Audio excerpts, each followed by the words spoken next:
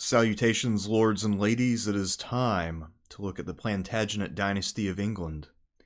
One thing I've noticed that I've always found a little bit odd is that although the Plantagenets are these larger-than-life figures with these outsized, outlandish personalities, that they somehow get way less attention and garner less interest than the Tudors and the Stuarts. And the Tudors and the Stuarts are interesting, but they're definitely not the Plantagenets.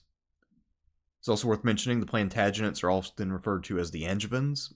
Those two words are largely the same thing. We'll get into the origin of both terms in just a moment. In the meantime, I'd like to introduce my co-host for the evening, Ben Gerber. So, Ben, you were last on when we looked at the Valois kings. How you been? Good, doing well. Thanks for having me on. Yeah, of course. Thanks for coming on. All right, so we're going to be probably doing this in two parts, but just to give you the lay of the land, the Plantagenet dynasty is technically the group of kings from Henry II to Richard II. The Yorkists and Lancasters are also a part of the dynasty, although they're considered cadet branches, just like actually the Tudors and Stuarts are cadet branches as well. And as we'll see, there also is not a really firm break between the Plantagenets and the Norman kings founded by William the Conqueror. So, before we get into these kings, who unfortunately loaded in almost reverse order of what I wanted, but that's okay, we'll figure it out, let's talk about how we actually get to the point where we have the Plantagenet dynasty in power. So, William the Conqueror, of course, had conquered. He had 4 sons, one of them dies young. He has to divide his realm. He has Normandy and England, so his elder son Robert got Normandy. He left William in England, and then he had another son, Henry, who was just kind of floating. Well, William II will have a hunting accident, which isn't suspicious at all, while Henry is present, and then Henry will declare himself to be king. Meanwhile, Robert was on crusade. He comes home. They fight a war. Henry wins, unites England and Normandy. And so Henry I is now the united ruler of England and Normandy. He's kept the patrimony together. And everything is peachy keen. Except that he will have some trouble when it comes to passing on his throne. Because Henry I, his son, will go on a voyage that becomes known as the White Ship Disaster. So what this is effectively is that a lot of the kind of college age nobles in England go with the crown prince to France. A war had just ended between Henry I and the French king, Louis VI the Fat. And the idea was to tour some of the Norman areas in France, meet with the French, make peace. And then also it was a bit of a booze cruise. They were going to party, have some fun, get to know each other, because this is kind of how members of the upper class would bond. But the problem is that the ship went down and only one person, who I believe was a butcher or a cook, survived. And so a good deal of the office-holding nobility, or the heirs to different noble houses, died along with the crown prince. And Henry I only had one child. His daughter had married the Holy Roman Emperor. So she is away, married to Henry V. He will get remarried, but his second marriage won't bear any children. And the irony of that is that Henry I was an incredibly fertile man who had 22 bastards. So, yeah. Also, the wife he married, Adeliza, she was believed to be barren, but then after Henry died, she remarried and had a son, although she was by then well into her 30s. So she wasn't the problem. Apparently Henry ran out of ammunition. Anyway, Matilda won't have any children by Henry V, so if she had had a spare, then maybe that would have been the answer. Henry V will die, so then Matilda is brought home. She's now in her mid-20s, and she will be given a husband. And so Henry I is looking for someone who can help strengthen his frontier vis-a-vis the French, and he selects the Count of Anjou, Geoffrey Plantagenet. And apparently Plantagenet was a name that the man selected. So it apparently doesn't really mean that much. It's just kind of a name. What's interesting about their marriage, Empress Matilda is about a full decade older, and she will always be the senior partner in their relationship because she has the claim to the throne. So she's the heiress, and then Geoffrey is kind of her companion. Now, the plan that Henry has everybody swear to is that that the throne will pass to Matilda, and then from Matilda to her children by Geoffrey, and so she and Geoffrey get busy and start making sons. In the meantime, though, Henry will die, and when he dies, Matilda can't immediately go up to England to take the throne, so Henry's nephew, Stephen of Blois, will seize the throne. So in the minds of many people, Stephen had the better claim because he's an adult male, and he's a full member of the House of Normandy. He also was pretty popular, had some experience. He was fairly charismatic and charming. And interesting also, he almost went on the White Ship, but then he got sick because he drank too much the night before they were supposed to board, so he couldn't go. So he actually kind of like... I mean, I guess... I don't think anybody accused him of sabotaging the ship, though, but basically he just got super lucky. Yeah. That's impressive. Yeah, so he survived, whereas his cousins died, and for a while he's like, well, I'm going to be king now. I guess things worked out. And then, when he found out Matilda wouldn't be traveling for several months, he's like, well, shit, I got another chance. The period from 1135, when Henry dies and Stephen seizes power, until 1154 is known as the Anarchy. For the most part, the early years will be contested heavily. There will be swings of fortune between Stephen and Matilda. Matilda's pretty close to winning pretty early on, but it turns out she's actually not popular back in England. And so Stephen makes a comeback. He'll actually be more dominant for most of the conflict. But ultimately, what ends the conflict is that Stephen's son and intended heir will die, Eustace. So Eustace will die. Stephen has no other heirs. And then he will reach an agreement with Matilda's son, Henry II, also known as Henry Fitz-Empress, son of the Empress, because Geoffrey Plantagenet has already died. He did some good work in conquering Normandy, but then passed away. So now you got a teenager, Henry II, directing his armies. He and his uncle Stephen reach an agreement, or cousin, I guess. And Henry will be heir after Stephen dies. Luckily for Henry II, Stephen only lives another year. And so in 1154, we now have Henry II. And so this is where the Plantagenets begin. Is there going to be a tier stream on the Blois dynasty? There's only one. I know. There's going to be a 15-minute video. Yeah, I mean, Stephen's not a bad king. I know his memory got blackened for obvious reasons because he didn't win, but apparently he was a pretty capable ruler insofar as he was always able to garner support. Didn't he kind of win, though? He was basically winning, yeah, except, he did lose Normandy eventually. And I think that Matilda sided with the Scots and the French. So Stephen was kind of taking on all comers.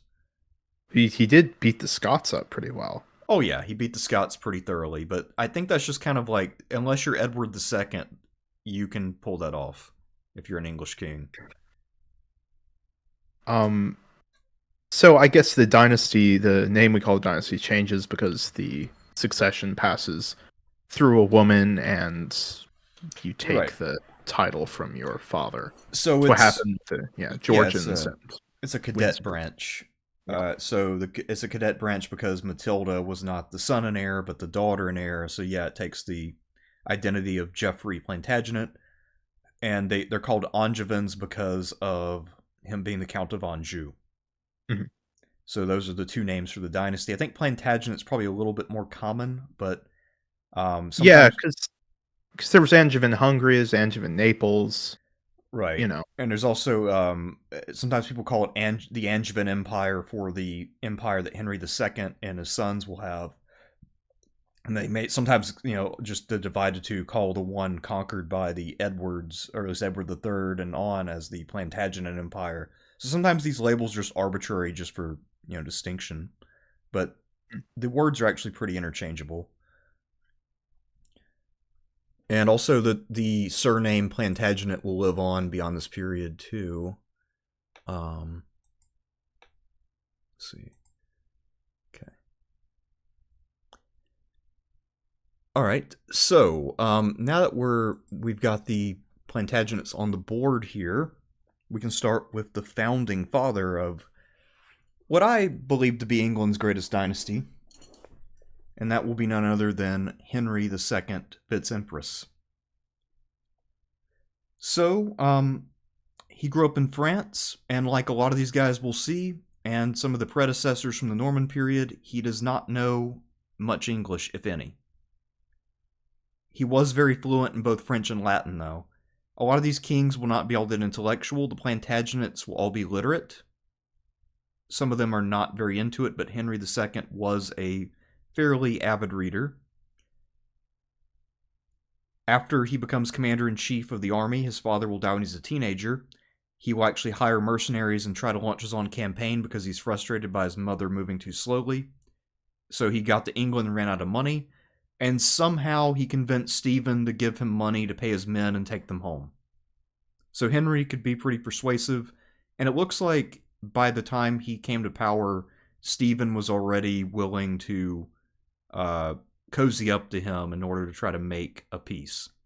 And Henry also is receptive to that. So in many ways, the fact the anarchy ends owes a lot to the fact that somehow Stephen and Henry II were able to forge a bond of some kind.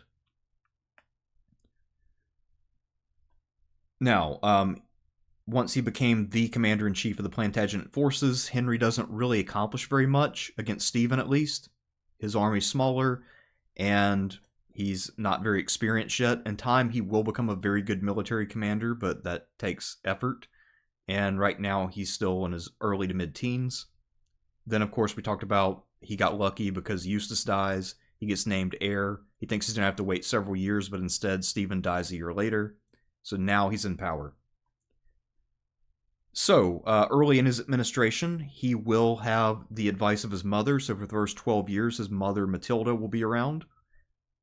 That being said, although she will give him advice, and he will follow it sometimes, he was always his own man, and he is a very strong personality. So you might think that someone who had been the Holy Roman Empress and was known for being a bit imperious would kind of rule over him, but if anything, he was more imperious.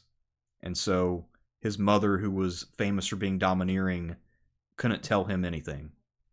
I have a question kind of along those lines. Mm-hmm. And maybe it's like it was in France, where essentially, in theory, the king has, power over everything, but there are all these customary restrictions on his power. Was that the case in England? And to what extent was Parliament established as this independent body from the crown? Are we before that, or is that already? I want to say Parliament's only created in the time of John, as part of the Magna Carta, at least as I understand it. I might be a little off on that, but I'm pretty sure that's the case. I mean, there was the expectation that you do consult your nobles and there is consent, but I don't think there's a formal expectation. And so it's kind of, in theory, it's an absolute monarchy, except that, of course, it depends on what you can get people to do. So it's absolute insofar as you personally can make things happen, and you have the resources to pull it off. And Henry II will have a whole lot of prestige, so he will be able to pretty much do what he wants, especially before his sons come of age and start making trouble.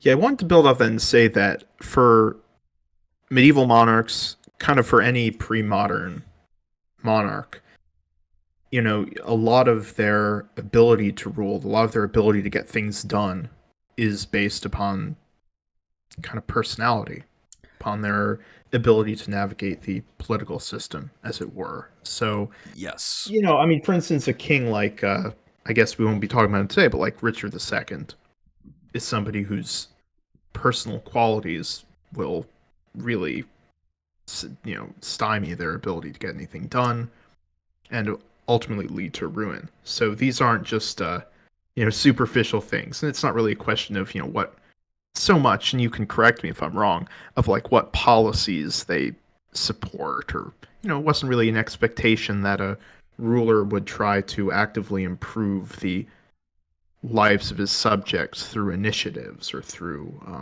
programs or anything of that sort. So a lot of this has to do with the ability to marshal what's available Right. and to accumulate more.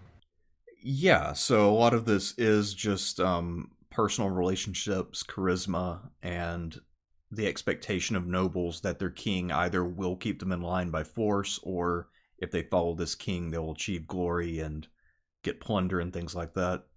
So yeah, to a large extent, I mean, the personality of the monarch is the politics of the Middle Ages, more so than any kind of real policy, because there's not really a lot of policy going on, unless you just think about, like, are we going to war or not? And there are some administrative reforms here or there, but these are mostly pretty minor things. So it's not like today we have a political platform. But that being said, of course, those things do matter. It's just that really personalities are probably more important. And those personal relationships are very much at the center of that. In terms of Henry, we'll see that for him and his family, these personalities and the clashes between them will very much shape his entire life. So, him being able to hit it off with Stephen, hugely important. He also will now marry Eleanor of Aquitaine. So right around the same time he takes power, he marries her. She is the heiress of Aquitaine, which is basically the coastal southwestern France. She had previously been married to the King of France. They'd gotten divorced after she'd had a couple daughters, and now she'll be Henry's wife. She is also a very strong, colorful personality. We'll talk about her in a minute. At first, they get along great, and they will have, I believe, 5 sons, of whom 4 reach adulthood, and maybe a daughter as well. I can't recall. I forget how many kids Eleanor had, but it's a lot. I only have stuff about the sons. Anyway, later on, they will turn against each other and things will become extremely toxic. But early on, things are great. He also has the assistance of a man who's a little bit older and is a kind of mentor, Thomas Becket, and they become good friends. So early on, things are going really well, and that will continue until the middle of his reign. Henry is really good at administration. He's also a very good general once he gets his bearing and once he has the resources of England. It's also worth mentioning that he will have an almost unprecedented amount of stuff now that he's inherited control of Aquitaine, Normandy, some other places in northern France, and all of England. He is immensely powerful and wealthy. So he's now one of the strongest rulers in all of Europe. So, as you might imagine, things tend to go his way. He was very intelligent.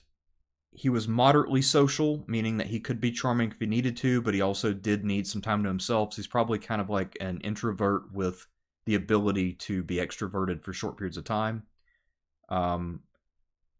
One other characteristic he had, though, is that he did have pretty violent temper tantrums. One time, to show how pissed off he was, he actually ate straw. And I'm not sure what that proved, but apparently it made people very uncomfortable. That would make me uncomfortable if I saw the king eating straw, so probably worked. Yeah. Now, the other thing that he has going for him, or I guess it depends on whether you work for him or not, but he is a workaholic. And so if you work around Henry as one of his officials, or you're at his court in any capacity, you too work dawn to dusk every single day. So working around Henry means long hours and a lot of intensity. Now, was he one of these people who would only sleep for, 4 hours a night or so, or I'm just not a normal sure. workaholic? I think he's... Yes, good question. I actually don't know. I mean, based on the complaints about it, I'm assuming he's not a big sleeper. He also is a pretty detailed record keeper, so he will increase the amount of records. Actually, that will then be taken to a different level by his son John, so that might be where he got it from. But Henry will be one of the first kings of England who really cares about record keeping. Well, I guess Alfred back in the day had cared about records, but for the most part, kings are not big into paperwork. Henry's unusual in that way, and he had a really impressive memory as well. That's vital for a such a personalized style, a personalized form of government like monarchy. Having that personal recall is something you find across tons and tons of successful and popular leaders. People like that acknowledgement. Yeah, or even in a later period, I mean, Napoleon was known for having an amazing memory because Yep. he could Or remember, where ceremonial cannons were. So if he needed extra cannons, he's like, when I was a kid, I saw some cannons at this one town here in France. Go get them. I mean, I guess other than Julius Caesar, George the Third, I guess not as mighty an example, but still somebody who was popular and Yeah, uh, because I mean, George III was very capable. He just had, a lot of health issues and everything else, mental health issues. yeah. Um, But I'm sure we'll talk about it some other time. yeah. So I mean, yeah, Now, but obviously, good memory is a great trait, especially if you want to avoid having your courtiers take advantage of you. And I don't think there's anybody ever took advantage of Henry, except his sons, obviously. But we'll get there. so this I'm kind of curious about is Henry II did something that, as far as I know, no other English king after him ever tried to do again, which was appointing his son as a co-monarch. What was Yeah. behind that? Well, Why we'll did we'll get why? there Yeah. in just a minute. Okay. Yeah. Yeah.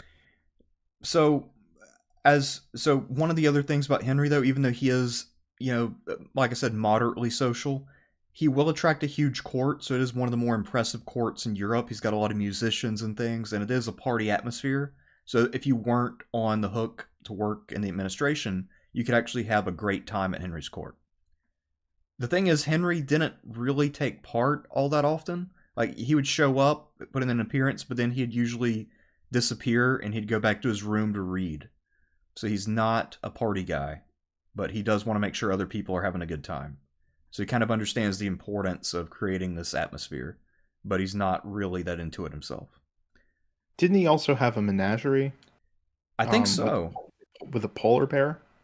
That sounds about right. I know he was pretty big in the hunting as well, at least in his younger years. And actually, all these guys are avid Yeah. hunters. I mean, William II is not the only English monarch to die in a hunting accident. William the Third? You talking? I think William III. Well, He was well. He didn't die in it, but I mean, I know it was a horseback accident. But yeah, who are you there's. thinking? Oh, right. Yeah, you're right. There is. I forgot about him. Yeah, there is another Norman king who died. Like he got hit by a branch or something. Anyway, yeah, these guys love hunting, but it doesn't love them back.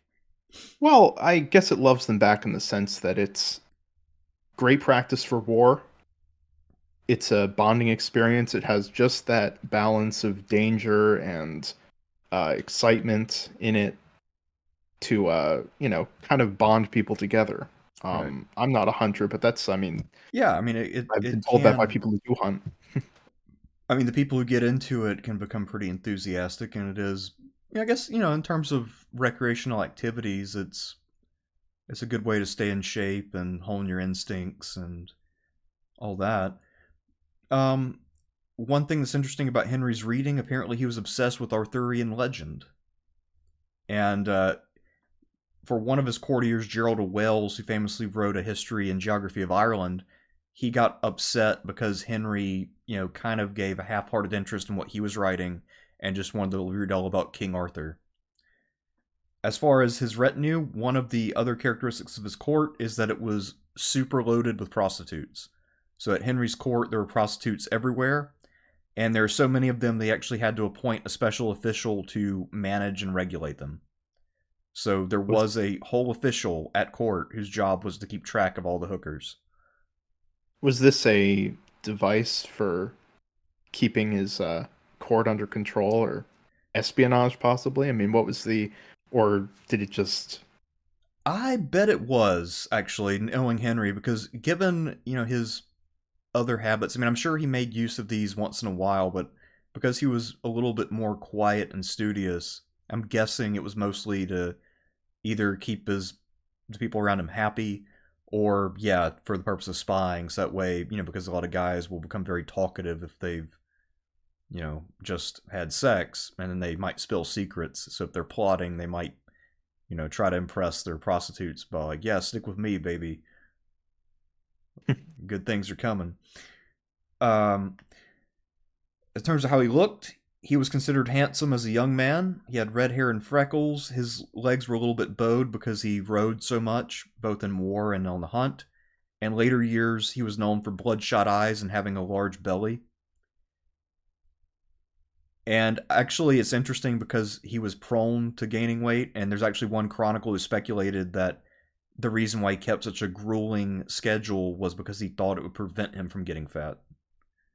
Apparently, it didn't work that well, but that may be what he was trying to do. That being said, maybe even though he's good at most aspects of kingship, he's not all that great at being a husband or father. And yeah, that's going to become a problem for about the second half of his reign. Another problem with both him and Eleanor is both of them played favorites with their sons. So each one of them had sort of a hierarchy of how much they liked their sons, and those hierarchies were different.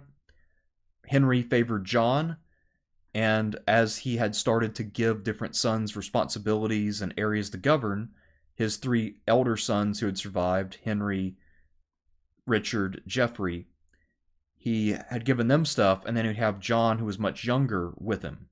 So John had been born kind of unexpectedly, and Eleanor was already 42 when John was born, which was very unusual.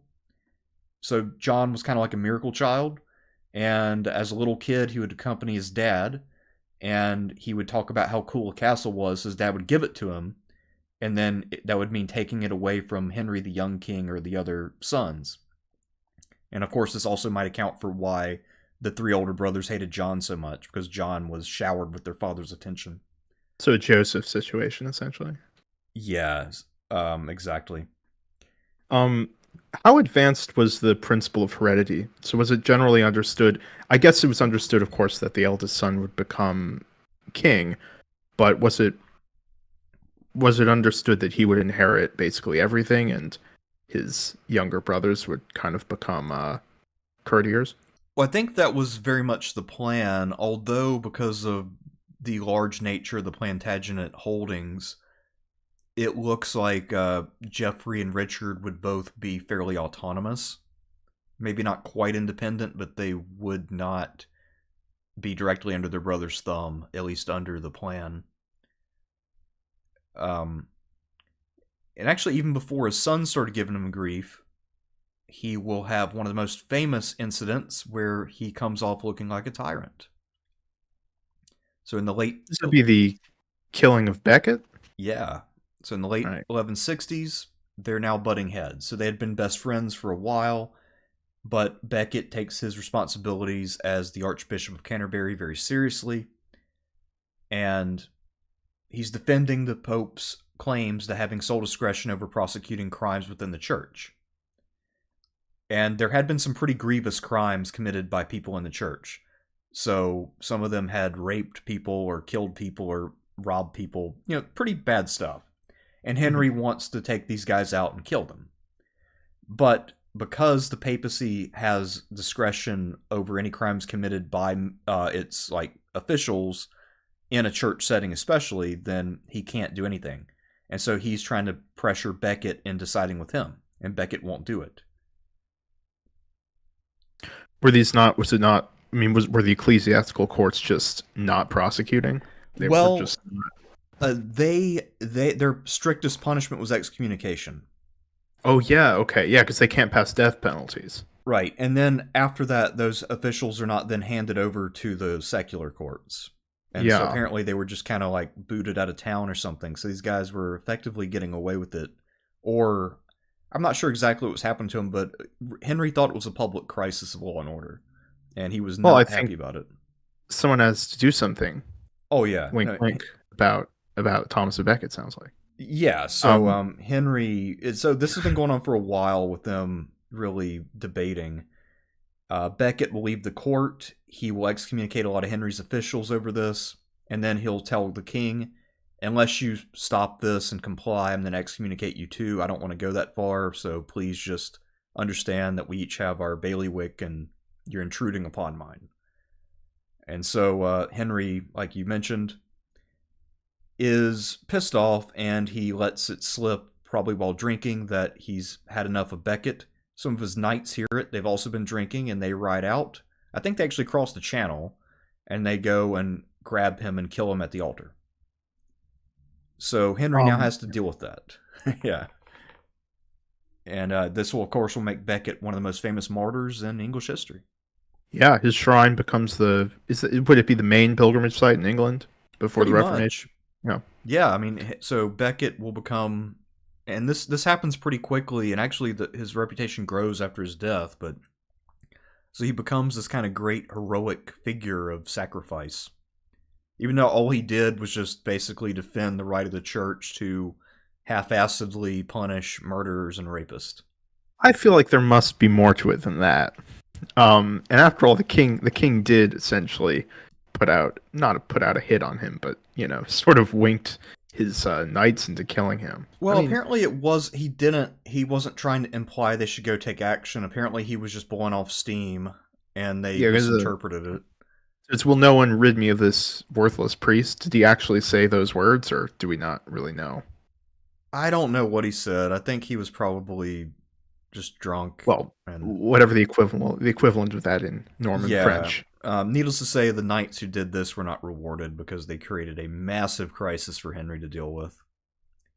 What happened to them? Were they were exiled? I actually don't know exactly. I don't think they happened. were.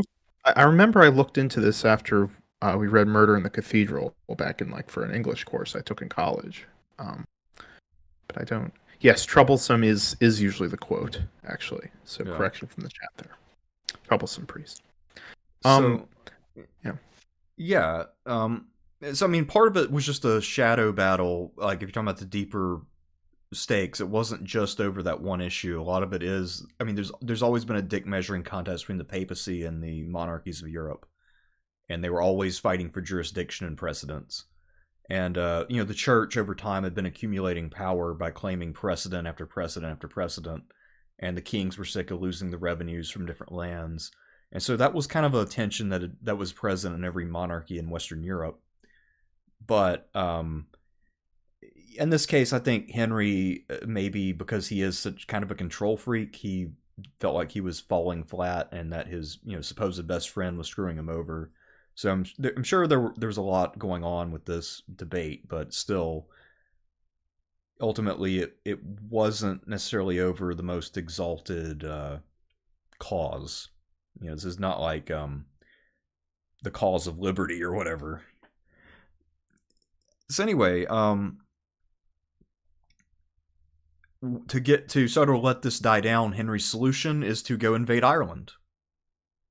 So that's his first act after the murder of Becket, his first major act, because he knows that papal legates are about to show up and, threaten him with excommunication and everything else. So he invades Ireland. He will, of course, extend England's holdings there quite a bit. He comes home, and the scandal is still pretty bad, but he does not get excommunicated, at least not at this juncture. That could have still been a threat going forward. And he has to go through a pretty arduous penance, though. Yeah, he has to do some penance. It's not great, but again, could have been way worse. So he rode that one, I guess, fairly skillfully. He got sick at one point, and when he was in fear of dying, his solution was that he would crown his eldest surviving son, Henry. So that way, if he died, the succession would be smooth, and England wouldn't be vulnerable. So Henry, the young king, becomes co-king, and the expectation is that Henry II will die. His son will take over. Hopefully the whole Becket thing will pass too with the death of Henry, and everything will be cool. The problem, of course, is that Henry does not die. He recovers. Mm-hmm. And he doesn't want to share power with a teenager. So now he and his son will be at odds because the young king, of course, is a king, but he's being treated like a prince and not really even that empowered of a prince. In fact, if you look at what Henry actually gave to his sons, he put Geoffrey in charge of Brittany, which was not really his directly. He had kind of conquered it earlier, but it wasn't directly annexed. So he had married Geoffrey off into the family. He had put Richard in charge of Aquitaine, so Eleanor's inheritance. It's also worth mentioning Richard and Eleanor were pretty close. Richard was Eleanor's favorite son. And they had stuff to do. So Richard and Geoffrey are busy, especially Richard because he's got wars to fight. And the young king doesn't really have a lot happening. So he goes to his two brothers, and they decide that their father is a bad man and a bad king, and they revolt in 1173 with the aid of the French king and the King of Scotland. And Eleanor. So everyone's king now. And his wife. Okay, yeah. Yeah, so everybody is all about getting rid of him. And a lot of that probably is because of the Becket scandal, at least on the surface, but obviously the king of the Scots and the king of the French have slightly different motives. So they are intervening. He will manage to unravel this scandal, mostly because his officials in England remain loyal, so that England never revolts really, at least not in a meaningful way. And then on the continent, he gets reinforced, and he defeats his sons speedily. Mostly Henry the Young King and Geoffrey, whereas Richard, I think, kind of ran out of steam. Forget exactly what happened. But he wasn't, quite the Lionheart yet, because he's still a teenager. Anyway, so it's sort of like a lightning campaign. Henry reestablishes who the big dog is. But even so, his sons will still not be that loyal or obedient. Now, there's another revolt. I forget exactly what year this will be, but in the 1180s. And I guess we'll talk about that more and talk about the Young King. But basically, Henry the Young King and Geoffrey attack Richard. And then Richard and Henry II become allies to fight them. So that happens. Henry II and Richard win, although by this point it's mostly Richard, because Henry's getting older and he's not really as vigorous as he once was. Then Henry, he will be reconciled with those two sons, but both of them die over the course of the 1180s. We get to the end of the 1180s. He also has John grow up. John goes off to be King of Ireland and fucks up royally, which we'll talk about. So John has disappointed him, but at least he thinks John still loves him. Okay, well, 1189 rolls around. There's a call for a new crusade because of events in the Middle East. Jerusalem has fallen. And the idea is that England and France will go in together. So Philip II of France and Henry II meet. But then Richard goes behind his father's back, says he doesn't trust his dad, and he and Philip II will then combine their forces and attack Henry. Mm-hmm. So Henry actually has to run away in like a litter, because by this point he can barely walk. And as he's about to be captured, he learns that John has declared for Richard. Yeah. The dramatic final days of Henry II. So with that, he either gives up his will to live, or maybe his wounds had gotten to him. And apparently he had been preparing the counterattack, but then after he hears about John, he's like, I don't care anymore. And so he dies in 1189 at age 56. Now, before, so which of Henry II's sons do we have up on the tier list here? So we have Henry the Young King, we have Geoffrey, Count of, not the Count of Nantz, but Count of Brittany, or Duke of Brittany. And then we also have aside from John. Of course. When did did Geoffrey die? Geoffrey, let's see, when does he die? Because I know the Young King died in 1183. Yeah, Geoffrey dies in 1186. Okay, why don't we maybe before we talk about Henry II, can we maybe talk for a little bit about the Young King, and then maybe put him up on the board, and then Geoffrey. We'll go in the order, I guess, of their demise. I mean, I think, I guess we could do that if you want to talk about the Young King. We also have Henry II's brothers. Oh, right. Okay. Yeah, but whatever. Yeah, if you want to do his brothers, we can start with them. So, one of his brothers is named Geoffrey, Count of Nantes. So remember, Matilda and Geoffrey, Count of Anjou, had 3 sons. Henry, Geoffrey, William. Of course, Geoffrey and William tend to be overlooked because Henry II was this dominant, massive figure. But his brothers were also devious and ambitious, although, of course, they're going to be massively overshadowed. So Geoffrey, the brother Geoffrey was born in 1134, and he actually was a pain in the ass from literally the beginning because his mother almost died in childbirth. Count Geoffrey was the father, that is, of Henry II, wanted this Geoffrey to inherit Anjou if Henry was going to get Normandy, because at one point, again, they didn't think they were going to take England. That'll all change because Henry demands it all. There's actually a chronicle where Geoffrey the brother will refuse to bury his father until Henry II agrees that he will become the new Count of Anjou. So he played hardball just like a true Plantagenet. Henry did uphold the will and allowed his brother to inherit Anjou. And then Geoffrey, to show his thanks for that, will plan against his brother. So when Eleanor and Louis VII got divorced, Geoffrey decides, because he knows his brother wants to marry Eleanor, he decides, a better idea, I'm going to ambush her, abduct her, and then marry her instead. But his ambush failed because apparently she learned about it. It's also worth mentioning Eleanor was a very accomplished horsewoman. So she's not just like a lady riding in a carriage. She can ride a horse very adeptly. So she can escape danger if need be. So the next year when Henry and Eleanor got married, Geoffrey decided to celebrate their marriage by forming an alliance with Louis VII, Eleanor's ex, and a few nobles on the border of Normandy, and he tried to start a war with his brother. But then Geoffrey gets betrayed and captured, along with his castles, by one of his allies, the Count of Blois. Henry actually ransomed him, and had to level Geoffrey had to level one of his castles, but he gets to keep some stuff. He gets to live.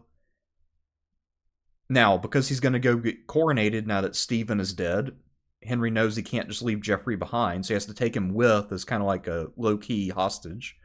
So he's there when Henry becomes king. But then, 2 years later, 1156, he revolts, and in Anjou, Henry has to go and take all 4 of his castles again, and then he's going to take away about half of them again. Being a king's brother is... Yeah. How many of them end up this way? Like, these Plantagenets are all dickheads. Okay, so around the same time, though, as Henry is defeating Geoffrey for the second time, the people of Nantes killed their count and overthrew him. And then they wrote to Henry to ask for a new ruler, and Henry actually mercifully says, how about my brother Geoffrey? He just lost his job. So the people of Nantes accepted him. So he arrived, he finally had his own area that his brother had given him. And before he could either plot more or settle in, he suddenly fell ill and passed away in 1158 at the age of 24. Oh my God, he did all of that before being... Wow, that's a lot of... That's a lot to pack in a short period, yeah. I was expecting you to say a very different number. No, he's a very accomplished, precocious trader. And then later on, after he dies, Nantes will be seized by Conan IV of Brittany, and that's actually how Henry goes to war with Brittany, and more or less takes unofficial control and later gives it to one of his sons. I was going to ask, isn't not part of Brittany, and how that was Henry's to give away in the first place? Was actually, it not? I don't know exactly where it's at now that I think about it. It's modern day considered to be in Brittany, the far south. Oh gosh, I believe the southeast of Brittany. Let's see. Yeah, I think you're right. Either that, or I think it might be just slightly outside of Brittany, but still, it's pretty close. So, yeah. If it wasn't already in Brittany, then Conan could have easily come down and seized it. But yeah, so, and in some ways, this kind of all worked out for Henry II because it gave him a reason to invade Brittany. So that's really all Geoffrey, the Count of Nantes, accomplished. And so, So, how do you rank someone like that? well, I mean, all he did was betray his brother. I think he's a clear F. Well, okay, I'm going to push back a little. What else is he exactly supposed to do as a 12th century brother of a king? He could be a Either general. descendant. Yeah, I can guess he could have tried serving his brother, chilling, cooling his. The fact that he was 24, it means that he didn't have the opportunity as much. True. Um, Although by this point, I mean, at this juncture in his career, I mean, none of Henry's kids were old enough to do anything yet. Because, I mean, I think Henry and his brothers were stair steps. So, I mean, Henry was only in his mid 20s by this point, maybe late 20s.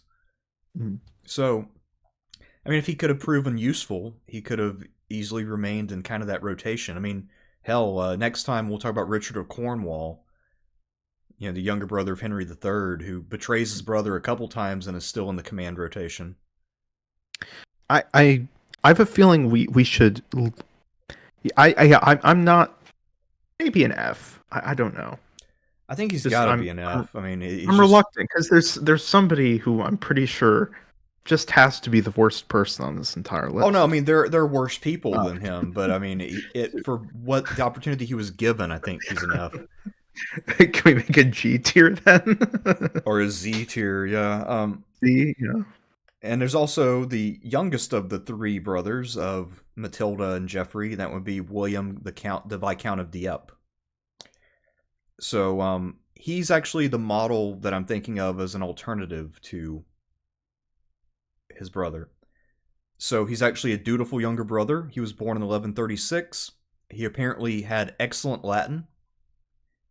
So he's pretty smart. He also was an expert in siege warfare.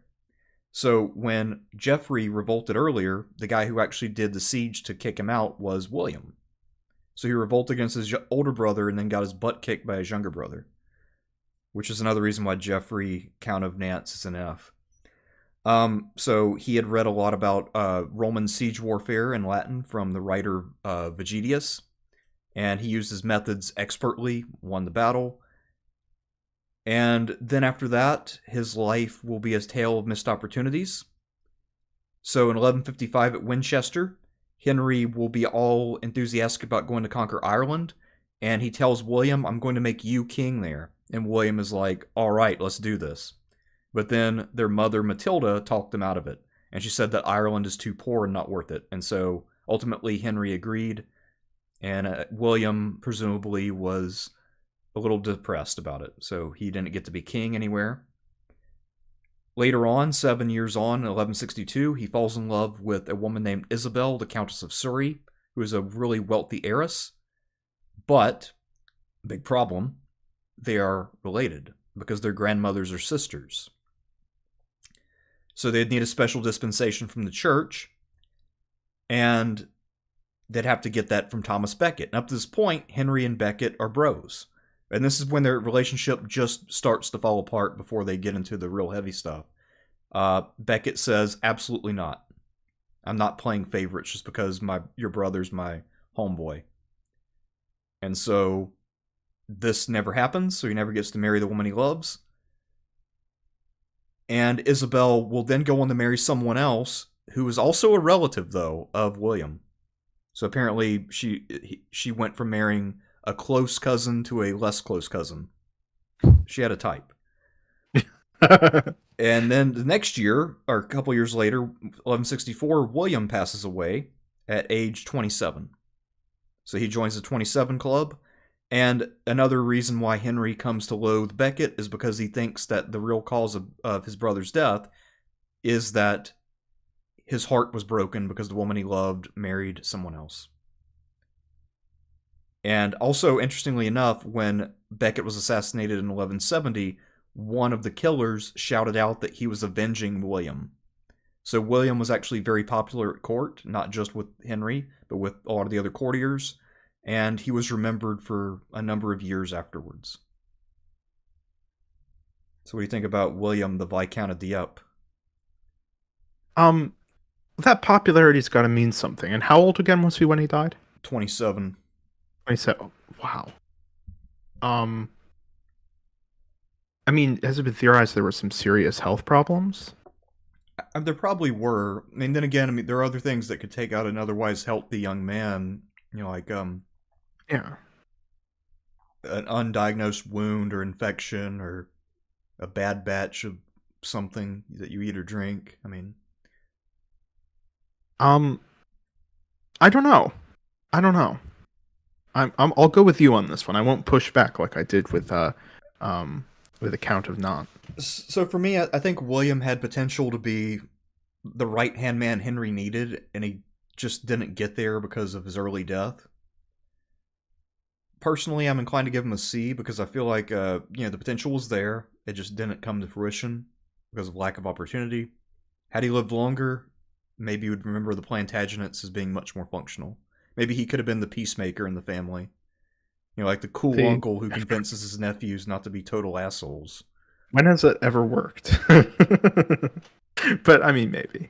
I'm trying to remember which image was him because they all some of these do look alike. I think We have. It's not Katharine Hepburn. yes, I think it's this one right beside Katharine Hepburn. I'll look him up for you. Okay, so I tried to use different kinds of images just to give a little variety, but All right, William. This is William Fitzempress. Let's see. Um,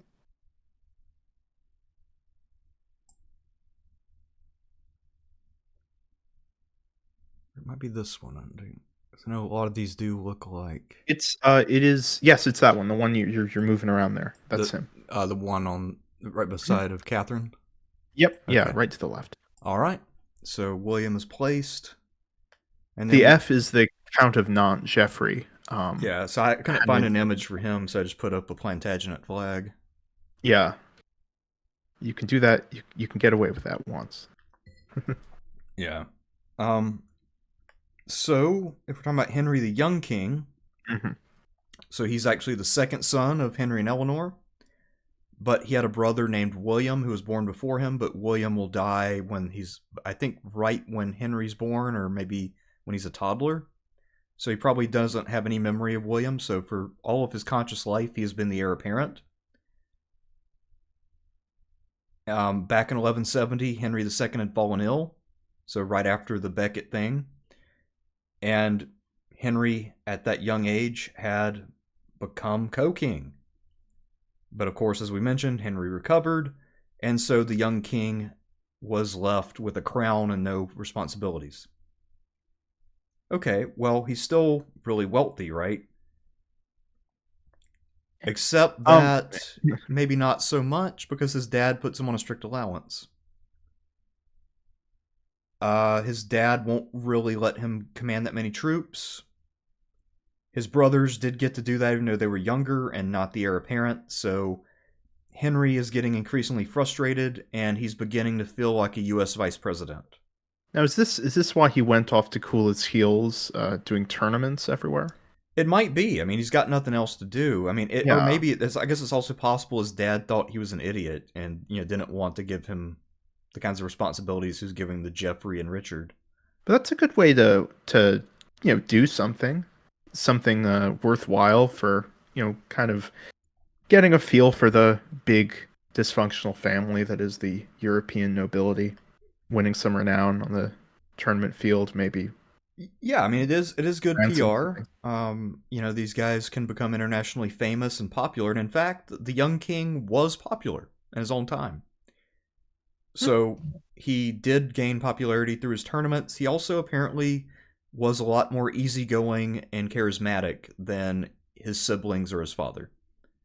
So the siblings will kind of be like Henry, where they're not quite reclusive, but they're also not super outgoing. The young king is very much a socialite. So he's the guy who's the life of the party. So his revolts, though, were they essentially bankrolled by Louis? Yeah, Louis, and then Philip. I can't remember when Philip comes to power, but no, Philip is later. Yeah, so it'd be Louis the VII. Mm-hmm. So the young king has the charisma, but based on how his revolts go, I'd say he's not necessarily what we'd call a good planner or a deep thinker.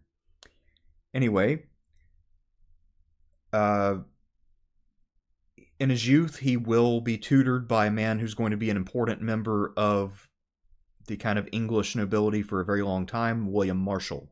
And William Marshall's also a famous knight, and he's at this point still in his physical prime, so he and the young king will become partners in the tournament. And so they win a whole lot of glory in those tournaments because between them, they're both really good, and they have a lot of good men around them. Yeah, that's how I know about his tournamenting, is from a biography of Marshall. Yeah, and as we'll see, William Marshall will still be around and probably does his most important work when he's already in his early 70s in the time of Henry III. So William Marshall will stick around. Anyway, he will marry Louis VII's only daughter, Margaret. Or excuse me, he will marry the daughter, I don't know if she's the only daughter, Margaret. But in 1170, only the young king was crowned, and the French took that as an insult. So that again makes Louis VII more eager to screw over Henry II. And this is not the young king's fault, of course. This also puts another strain on Henry II's relationship with the church, as nobody had ever crowned their heir before while not dying or resigning. Oh, funny, because they do that in the Bible all the time. So sure. Why would the church have an issue with that? And the Romans did it sometimes, and the Byzantines were doing it at this time. But yeah, I guess it was just at this point they're fault finding after the murder of Becket. So anything Henry II does is suspect. Mm-hmm. Yeah, you could really, yeah. I mean, there's a lot of things the papacy could do to screw over a monarch, medieval, early modern times. So they were really pulling out the stops against Henry II, I guess. Yeah, and in terms of that Great Revolt in 1173, I've read two accounts of it. You know, both Desmond Seward, Dan Jones. Both of them think that his primary motive was that he thought his allowance was not good enough. And that both shows that he's not necessarily a serious statesman, but also this guy's got crazy charisma. Because imagine being convinced to revolt against an all-powerful king by a guy whose big grievance is that he needs more money for horses. And then being convinced to do it. Think about the kind of charisma that requires. It helps that he's a king. Right. You know, I mean, that's got to have been really big there. Yes, I mean, I guess it's totally legit. It's just... So you can say, you know, I was crowned king. I'm not crowned. I mean, I was, you know, kind of my father appointed me to a junior role, but still a incredibly, you know, it's still a regal one, and yet I'm not being given the revenues appropriate for my station. I mean, I can kind of picture how he would have phrased it. Yeah, I mean, I guess to be fair, now I think back to one of the Kings of Wessex stream I did, there was one of the Kings of Wessex who had ruled while his dad was on pilgrimage, and when his dad came home, he's like, dude, I'm not going back to being subordinate. Let's divide the kingdom. I will rule independently. I'm in that phase of my life now. So I guess in a way, maybe that's kind of the energy the young king has, except, of course, that he had never really accomplished anything. He just was there. So it's a little different than the House of Wessex example. Yeah. All right. And these, yeah. So the only thing that was impressive about the Great Revolt is that, you know, he does assemble that broad coalition I talked about, where he basically gets every major figure in France to join him. So Eleanor, his brothers, the King of France. The problem is that apparently he never wrote to England, and the English nobles all stayed loyal, so the nobles will crush William the Lion and the Scots early on, and then Henry II gets his army and goes and kicks the crap out of the young king. Young king gets pardoned. He does get a bigger allowance, so you could argue he won. And then he does 7 or 8 more years of tournament time. Then he decides that he wants Richard's Aquitaine. So Richard's in Aquitaine fighting wars, winning glory. The young king is jealous and starts attacking him. And right around that same time, 1182, the young king and Marshall have a falling out. And supposedly, the rumor was that Marshall had been sleeping with Margaret. We Oh, don't know whether it's true or not. So you said you read Marshall's memoir, though, yeah, no, not memoir. or I read a biography. biography of him a long time ago. Um, not that long ago. Yes, I think I remember something like that. Uh, it was this no, I'm mixing it up with something else. Yeah, I can't say I was paying the closest of attention. Um, but it was kind of just something I picked up, I think, 3 years ago. So, I mean, obviously, Marshall denied that, this was true. I guess he had to leave court at that point. I don't know if he went to Henry II or Richard or where he went exactly, but anyway, he's not with the young king anymore. The young king will be on the offensive in Aquitaine, so despite the fact that Richard will outgeneral him and win a few battles, the young king has the bigger army. But he needs money, so he's in the process of plundering some monasteries to get money, because that's the easiest way. But then he suddenly falls ill with dysentery, which is, explosive, deadly diarrhea. And he knows that this is going to be the end, so he tries to summon his father so they can reconcile one last time. He doesn't want to go to the grave with anything unsaid, but Henry II refuses to show up because he thinks it's a trap. At this point, he's lost all faith in the young king, and so the only thing Henry II did send was a ring as a present to show his favor. The young king is now despondent because the father he revolted against doesn't trust him.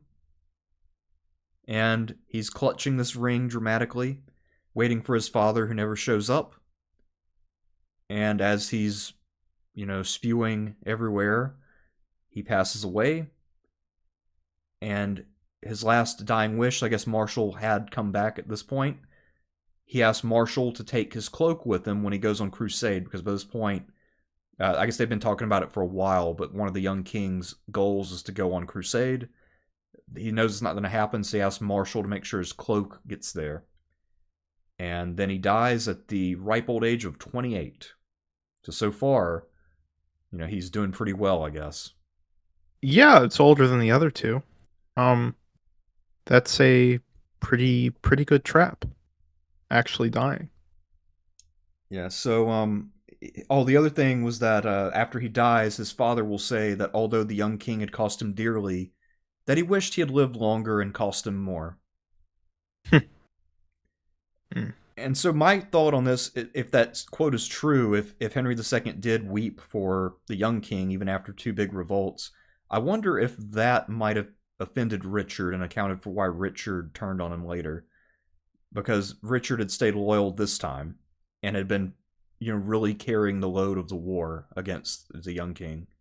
And then, after doing all that work and staying loyal to his dad then weeps when his asshole brother, who was trying to ruin everything, dies.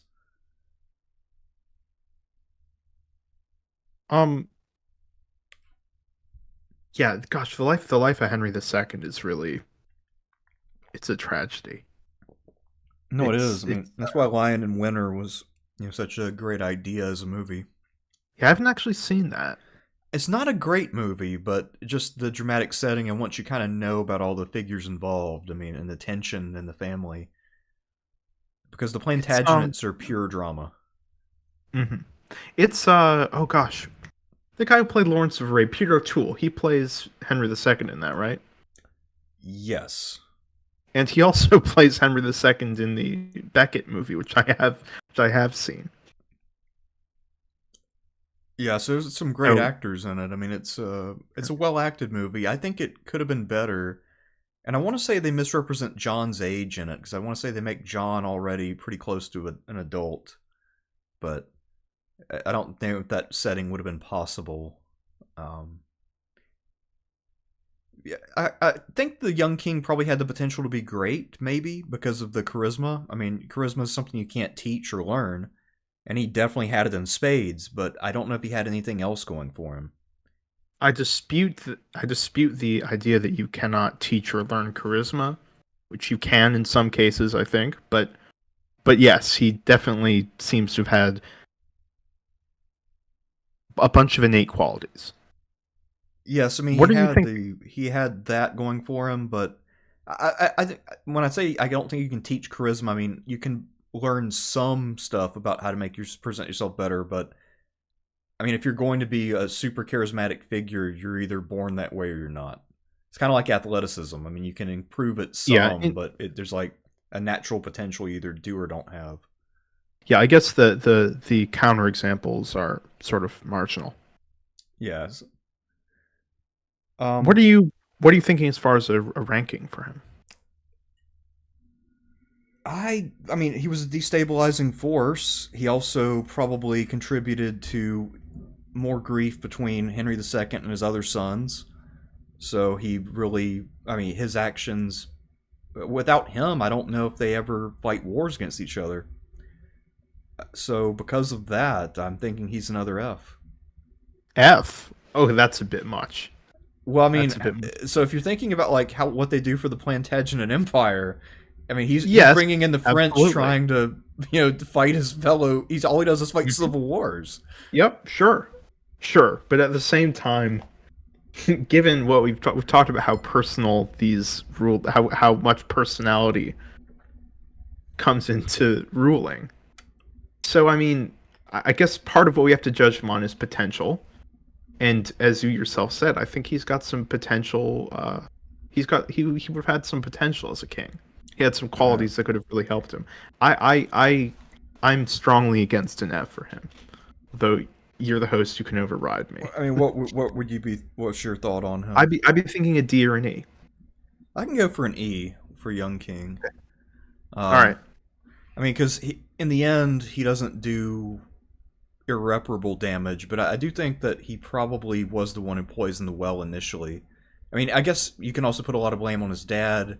His dad was also kind of secretive and, didn't tell them exactly what was going to happen.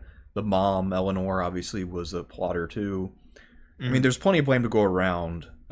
So, I mean, I guess if he had been guided a little better, then maybe he would have made better decisions. And his dad should have given him at least an equal responsibility with his brothers. But still, I mean, this was the man set to inherit, and he still tried to upset the apple cart, which is a little silly. And I think this is young king. Yeah. All right. So I guess we could now talk about the other Geoffrey and then go back to Henry II for a ranking. So yeah, sure. The other man who will die before his dad, and that will be the fourth son of Henry and Eleanor. So he actually will get to go before his brother Richard, who was a little older. But Geoffrey was the fourth son of the five. He'll be placed in charge of Brittany, as we mentioned. And again, the context for that is that Henry II had fought a war with Conan of Brittany and deposed him because Conan had seized his brother's lands after his brother died. And so Geoffrey will take up the place where his uncle and namesake had ruled. Mm-hmm. It's also interesting, Geoffrey bears probably the sort of most prestigious name in the paternal line because, again, it was Geoffrey of Anjou who was the founder of the Plantagenet branch, but he's only the fourth son. That's a little odd, I guess. Anyway, he was only 15 years old when he joined the Young King's Revolt in 1173. Just like the other two brothers, he's forgiven and they reconcile. But then when the Young King revolts the second time, he joins again. So Richard learned the lesson and stayed loyal, but Geoffrey did not. And he actually will directly invade Richard and Aquitaine, although he will not do very well. Mm-hmm. So I guess the Young King had a better army. Geoffrey will try to take advantage of Richard being distracted and still not gain anything.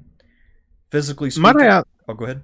Oh, sorry. Might I ask, what kind of forces do they have at their disposal? We're talking about hundreds and thousands, not tens of thousands, right? Right. I'm guessing that's probably the case. I don't really know exactly what kind of armies the princes would have, and what kind of local levies they could have drawn up.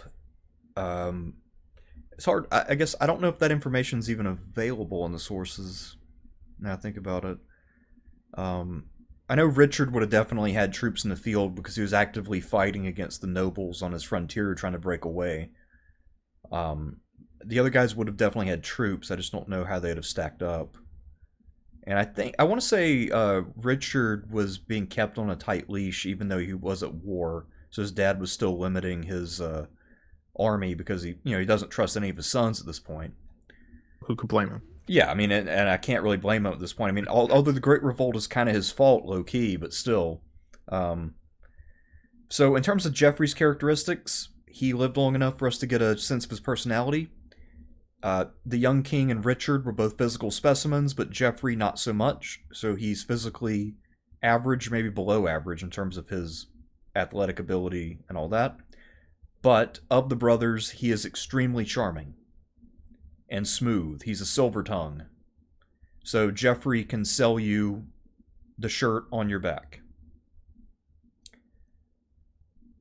That being said, because he is someone who's not physically impressive and is known for being persuasive, and he's revolted twice, after the second revolt, people see him as a hypocrite and as being especially treacherous. So some of that's unfair just because he doesn't have the bluff, bold look to him, and then he's known for his talking ability. I think people are maybe a little harsh on his credibility. Even though, I mean, none of these guys are that honest, but he gets the lion's share of the blame because he's easier to pin this on. The other thing is we don't really know exactly how bad his reputation actually was in his own day, but he does something that ensures that the chroniclers will call him a lot of names. When he needs to raise money, much like his brother, the young king, he goes and he raids churches. And guess who writes almost all the sources? Clergy. Oh, yeah. So because of that, Geoffrey is the one they single out as being dishonest and treacherous. He also will do something that the young king kind of presaged, and that is going to the King of France, but in particular, Geoffrey will go to the new King of France, Philip II, who will prove to be one of the greatest French kings, a guy who is a master manipulator and master strategist. This is Philip Augustus. Yep, Philip II Augustus, who will really be the architect of France reclaiming everything the Plantagenets have on the continent. So Philip II, Geoffrey will go to him. They go to tournaments together. They become super close friends. I've heard some speculation that they might have been lovers. Probably not, but certainly they got along very well. And after this, there was a precedent where Richard and then later John, when they're looking to betray a family member, their first step is let's call Philip. And also Arthur of Brittany, Geoffrey's son, will do the same thing later. So Geoffrey will set a very bad precedent, which will really do a lot to undermine the Plantagenets, because Philip II will prove to be masterful at using these guys to fight each other. I suppose when you don't have to take really public opinion as such into account, when you don't really need when there isn't as much of a national consciousness, there are far fewer downsides to doing something like that. Right. And for Geoffrey at this point, when he's plotting with Philip, one of his big considerations is that with Henry the Young King dead, the new heir apparent is his brother Richard, and because he and Richard just fought a war, and Richard does have quite a temper, and is probably not as forgiving as Henry II, Geoffrey knows he is going to be in trouble one day. So I guess to be fair to him when it comes to going to Philip, there's a reason. Anyway, does Geoffrey survive past Henry II? Or no, he dies 86. Yeah, so in the summer of 1186, he's in Paris with his good friend Philip II. Of course, the assumption is that he was plotting something, but that won't come to fruition because he'll suddenly fall ill and die. All right. And at his death, he joins the 27 Club. Mm-hmm. So what do you feel about Geoffrey of Brittany? Well, I mean, he doesn't seem to have gotten much done. I'm not sure.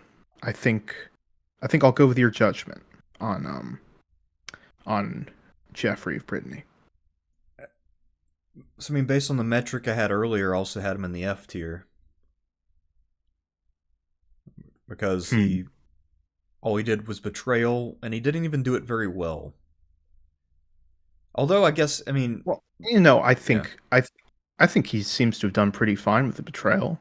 Becoming close to Philip II, I mean, that's certainly a good move. Do you think that alone might save him from F? maybe. I mean, he does set a precedent, uh, and I think in many ways, if you think about it, imagine a world where none of the Plantagenets went to Philip II. Philip II would not have been as great. No, not at all. So, Without the yeah. in many ways, it requires the fuckery of Geoffrey and others to make Philip II Augustus. Yeah. Well, I mean, John especially. Yeah, John, We'll and I get to guess that. it's also, I guess we'll get there eventually, but it's kind of debatable even which one of them was worse. Because I feel like in many ways they're probably more alike than not.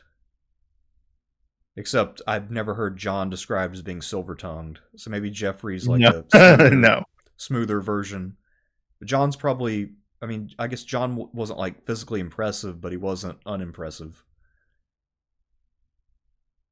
So you're thinking like E or F, or you had F, I right? mean, I could give him a merciful E. I mean, we don't know where How his about plots might have ended up. a merciful E? Yeah. I mean, maybe he could have figured something out and gotten something done. Well, It's impressive how much crap all these guys accomplished before dying at 27 or 28 in one case. yeah, I mean, and Jeffrey also is 27 when he dies. So, yeah, Jeffrey onto the board. Now we Hmm. can go back to Henry II.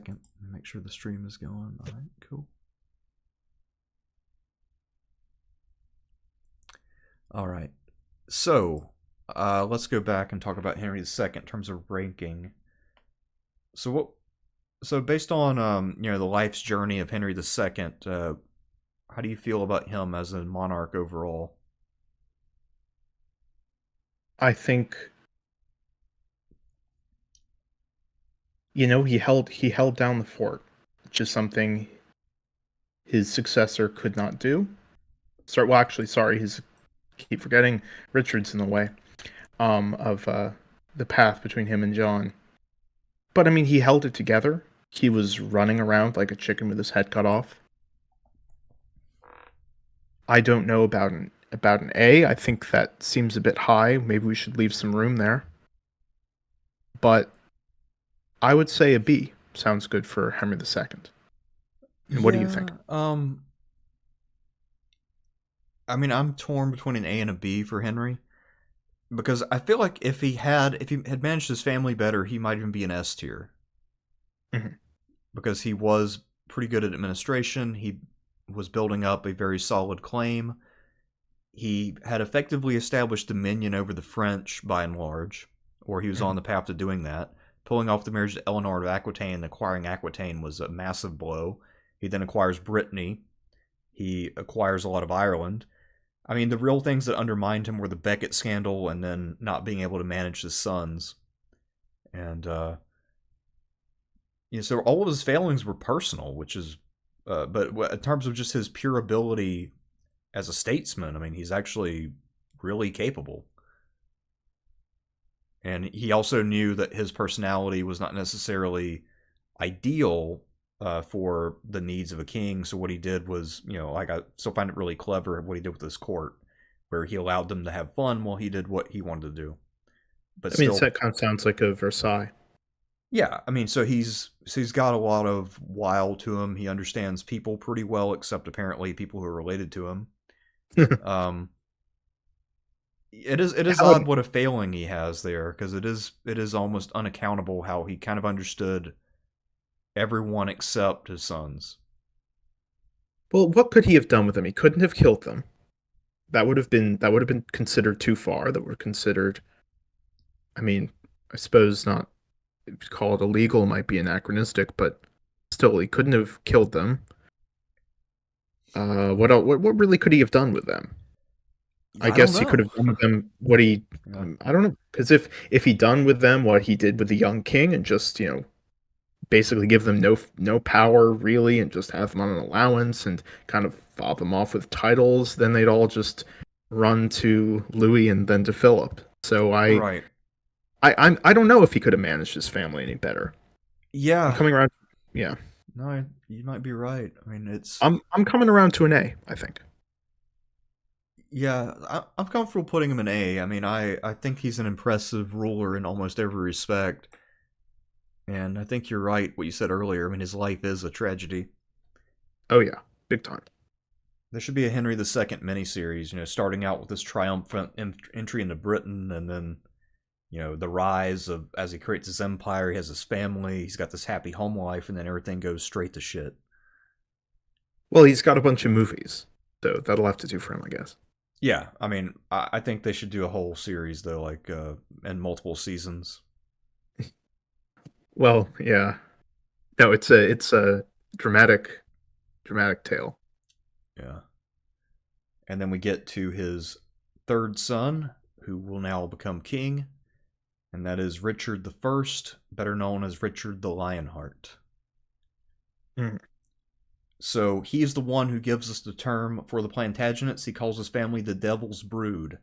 He says that they are just a contentious lot, and there's some sort of family myth that he talks about, I guess, from the Anjou side of the family, that one of their ancestors had cavorted with the demon. That seems like as plausible an explanation as any for this family. Yeah. So, Richard, growing up, was Eleanor's favorite, and that's partly why she always pushed for him to get Aquitaine. So she was the one who really lobbied for him to get that because she wanted him to have it. He was her favorite. Back when his elder brother was heir apparent, he was already going to inherit Aquitaine, and I think he was set to be independent, actually. So I'm pretty sure, like, Geoffrey would have kind of been subject to both France technically and also England, but Richard would have been more or less his own man in Aquitaine. He was also the most experienced soldier among his brothers because of his time in Aquitaine. So starting out when he was a teenager, he fought a lot of border lords. He had a lot of experience in both field battles and sieges, and this will really hone him into becoming one of the great generals of this era. He will go on to become one of the best known English monarchs of all time, but so far as we know, he only knew a handful of words in English, and he didn't spend a whole lot of time in England over the course of his life, except maybe when he was a kid, like a small kid. And we know that when he had conversations with people or wrote, he always used French. Now, didn't all of these guys? I mean, I Mostly, know, yeah. yeah. Yeah, so most of them, so far as we know, were primarily French speakers. I want to say maybe John knew English relatively well. John did know English. Yeah. Um, but Richard, I don't think did. And that's one of the big things people say these days, especially people who bash Richard the Lionheart. They go, "Oh, well, he wasn't really English. He didn't spend time in England. He didn't seem to like England much, and he went off and adventuring, going on crusades, attacking Cyprus, then going to the Holy Land and fighting wars, then getting kidnapped on the way back, all that stuff. Um, and of course, then going back to France and getting killed in battle. But Right. I don't know how much of a black mark that is against him when you consider that he kind of does all of the things that these kings are expected to do. And in terms of the idea that, he was especially bad because he went out and used England as a piggy bank to fund his wars, that's true, but it's also kind of just what kings do. I think his victories, especially the stature he gained in the Holy Land, um, really, especially once Philip slunk back to France for various reasons. When he's there in command of the Christian armies, he's winning victories against Saladin. He is really putting England on the stage of Christendom. So I think I th- I don't know. I think he's sort of an ideal in a way, and then from a modern perspective, of course, he is. He wouldn't be considered a great ruler because no, he did not improve the life of his people in any Right. substantial way. He didn't seem to care much about them. Yeah, in terms of, how I guess you could also debate whether his actions in the crusade really helped England or not. I mean, because I guess they got some glory out of it, but materially it didn't really do much for them. What's materially got to do with it for a medieval king? Well, I mean, you want to have as much land as you can, right? Yeah, you do. You do. Uh, Um, and he put them in a position where they were vulnerable to losing it, and it, I guess like a number of commanders, like I guess you could make this critique of Caesar in a slightly different context of, mhm. he created a lot of his own problems. Yeah. He And may no, have I solved wouldn't. the I wouldn't. problem, but he also made it. I wouldn't go around arguing Richard is perfect, or even to put Richard in A or anything like that. But Right. I think there are a lot of people who would put him in an F for reasons that are a little anachronistic. I've never seen anybody put him in F before. There are people I know who would put him in an F.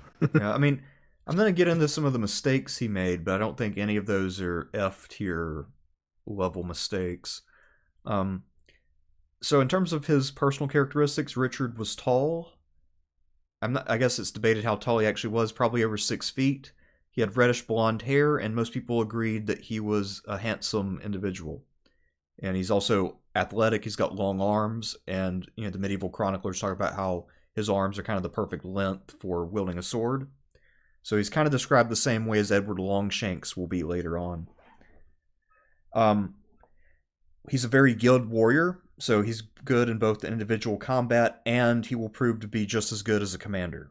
So militarily, Richard is the most talented of the early Plantagenets, at least. He will side with the young king in 1173, as we mentioned. At the time, he'd been doing pretty well in Aquitaine. The problem was that when he revolts from his dad, he doesn't get a lot of support. So he and his two brothers are out there trying to rally support. A lot of that support doesn't materialize for Richard personally, and he actually gets almost captured because Henry made a feint at him and nearly took one of his strongholds.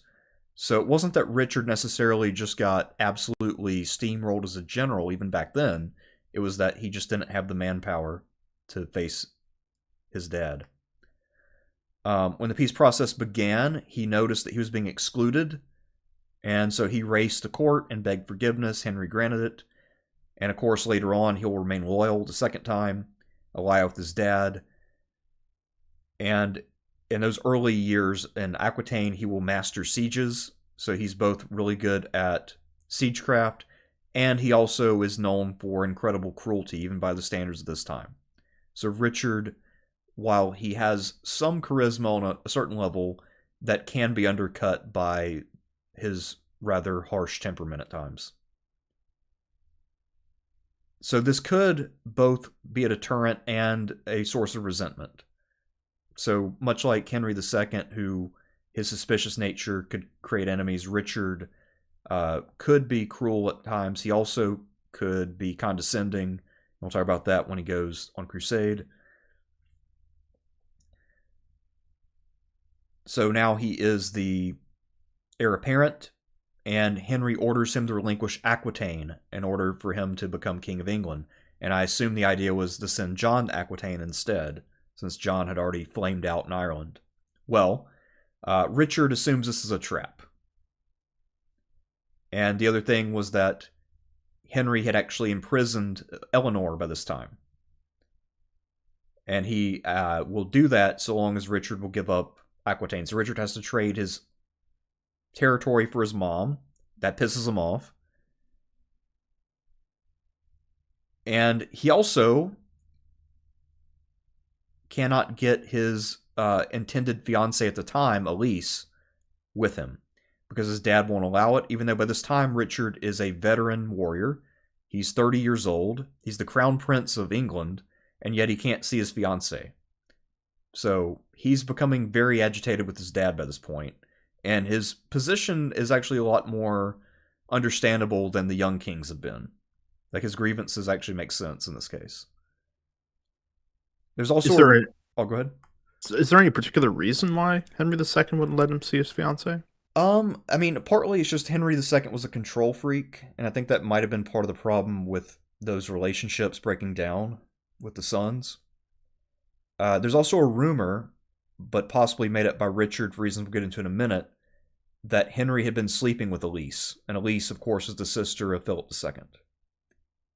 And the reason I say that the rumors might have originated is because later on we'll see Richard break that engagement.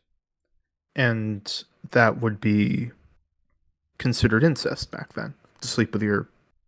Wait, hold on a second. He is technically his... Well, oh, God. I'm trying to think, because Louis had been Eleanor's previous husband. Right. So they would already be kind of related anyway, I'm pretty sure. Yeah. I mean, unless Elise was from a different marriage, which I'm assuming must be the case.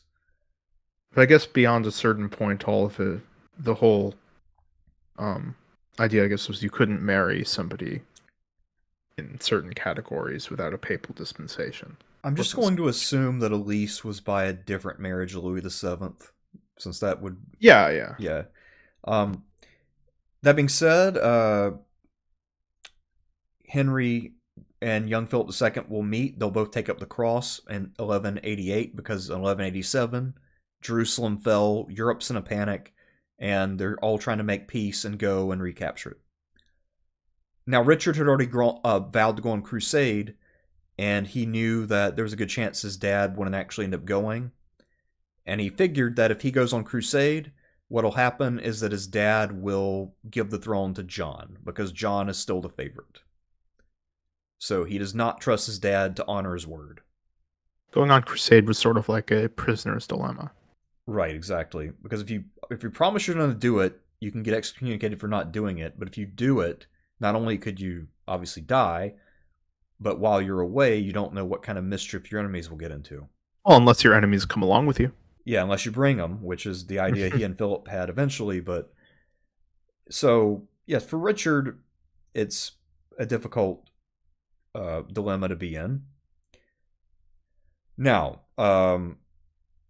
because he has that fear, he will then make a secret pact with Philip. They attack Henry, and of course, we already mentioned Henry dies. Richard is now king, and the two monarchs agree to be bros and go on crusade together. Richard's still engaged to Elise, so everything is set. And then we start to see Richard overreach, to say the least. So they go on their own separate ways, journeying the Middle East. Of course, the Holy Roman Emperor at the time will also go on crusade as well. So the three biggest monarchs in Europe are all on the march, with the English and French going by sea, the Germans overland. So, massive operation. And Frederick does not make it. Yeah, Frederick will drown along the way. Holy Roman Emperor. Yeah, and then half his army goes home. So, great start for them. Anyway, Third Crusade, Richard will become an icon. That being said, I guess you could even debate whether his crusading work should count to a certain extent in his ranking, but his crusading work is mostly militarily excellent and then diplomatically very questionable at best. Yeah. So, throughout it, he'll be extraordinarily brave. His tactical skill will be superb, but he will not really be able to get along with any of the other crusade leaders. So he's going to be butting heads with everybody the whole way. Gets along with Saladin better than he gets along with them. Yeah. I guess they never quite met face to face, but both of them thought, hey, that guy seems all right. So one of the things he does is, as soon as he sets sail, his mom will go with him, and she will go fetch a new fiancée, Berengaria of Navarre. And then he'll tell Philip, hey, I'm not going to marry your sister after all. I thought I'd tell you now. So that's kind of a dick move. And then while he's sailing east with his mom, his fiancée, and his sister, Joan, who's joined up, so she had been married to the ruler of Sicily. So she joins up, and he now will get involved in a little war in Sicily. Because of Sicily? Yeah, because of a succession dispute. Oh And wow. he wants to make sure that the new king pays her a sort of settlement as a widow of the last king. So he fights a little war in Sicily. Philip gets annoyed because this will delay the English arrival. So Philip goes ahead and leaves without him. So Richard is already going to be late for the crusade. He will eventually capture Messina after several months, and then he's stuck there over winter because you can't really sail in the winter at this time. So the siege ends in October 1190. He can't leave until March 1191. Then he goes and he lands in Cyprus. This time it's not quite his fault because some of his ships got separated, including a ship with his fiancée and sister and some treasure. And so that gets captured by a rebel on the island. So this island belongs to the Byzantine Empire. One of their cousins, Isaac Comnenus, owns the island, and he is in revolt. So he seizes the treasure and the sisters, or the women. And so Richard lands to get his stuff back, as you might imagine. And when he wins, rather than handing the island over to the empire, which was rightfully theirs, and remember, Byzantium is Christian and an ostensible ally of the Kingdom of Jerusalem, he instead says, yeah, this island's kind of like mine now. And as you might imagine, this really poisons the well of Byzantine Crusader relations even more, which there had already been some distrust from the beginning, all the way back in the First Crusade. But Richard just goes in and takes a wrecking ball of what was left of the goodwill there. And there had been some goodwill rebuilt during the time of Manuel Comnenus, who had recently died. So that's gone now. And that also means that the biggest nearby power that could support Outremer is not really going to be that interested in doing so. Mm-hmm. And at this time, it was far from clear that Byzantium would never be what it once was. So that only became the case during the Fourth Crusade, which hadn't happened yet, obviously. So, in theory, if the Fourth Crusade doesn't happen, Byzantium could have made another comeback and then either been a major asset or a problem for the Crusaders. So, strategically, I've heard a lot of people praise the decision, talk about how brilliant it was. I disagree wholeheartedly. I think this was a boneheaded decision to seize Cyprus. Now, what happened to Cyprus afterwards? Well, so he kind of holds on to it as a trump card, and eventually he's going to get involved in a succession dispute in a minute for the Kingdom of Jerusalem. And when his candidate loses, he gives him Cyprus and says it's now a new kingdom. Right. Okay. And of course, the Crusaders hold on to it for a long time. So people say, see, it was a great idea. But again, I think in theory, having Byzantium, as a strong Byzantium as an ally, would have been a much better asset going forward, because they can raise a lot more manpower than the underpopulated Outremer ever could. Mm-hmm. So that happens, and now he finally arrives at the Siege of Acre after this long delay. Okay, so find my place. All right. This is now June 1191, and Richard's reinforcements will tip the balance. As we mentioned, he's really good at sieges, so he's exactly the guy you need in this scenario. These other guys have been there for months and months. Richard shows up at the last minute, and more or less then says that he won the whole thing. So this is but this is essentially a siege within a siege.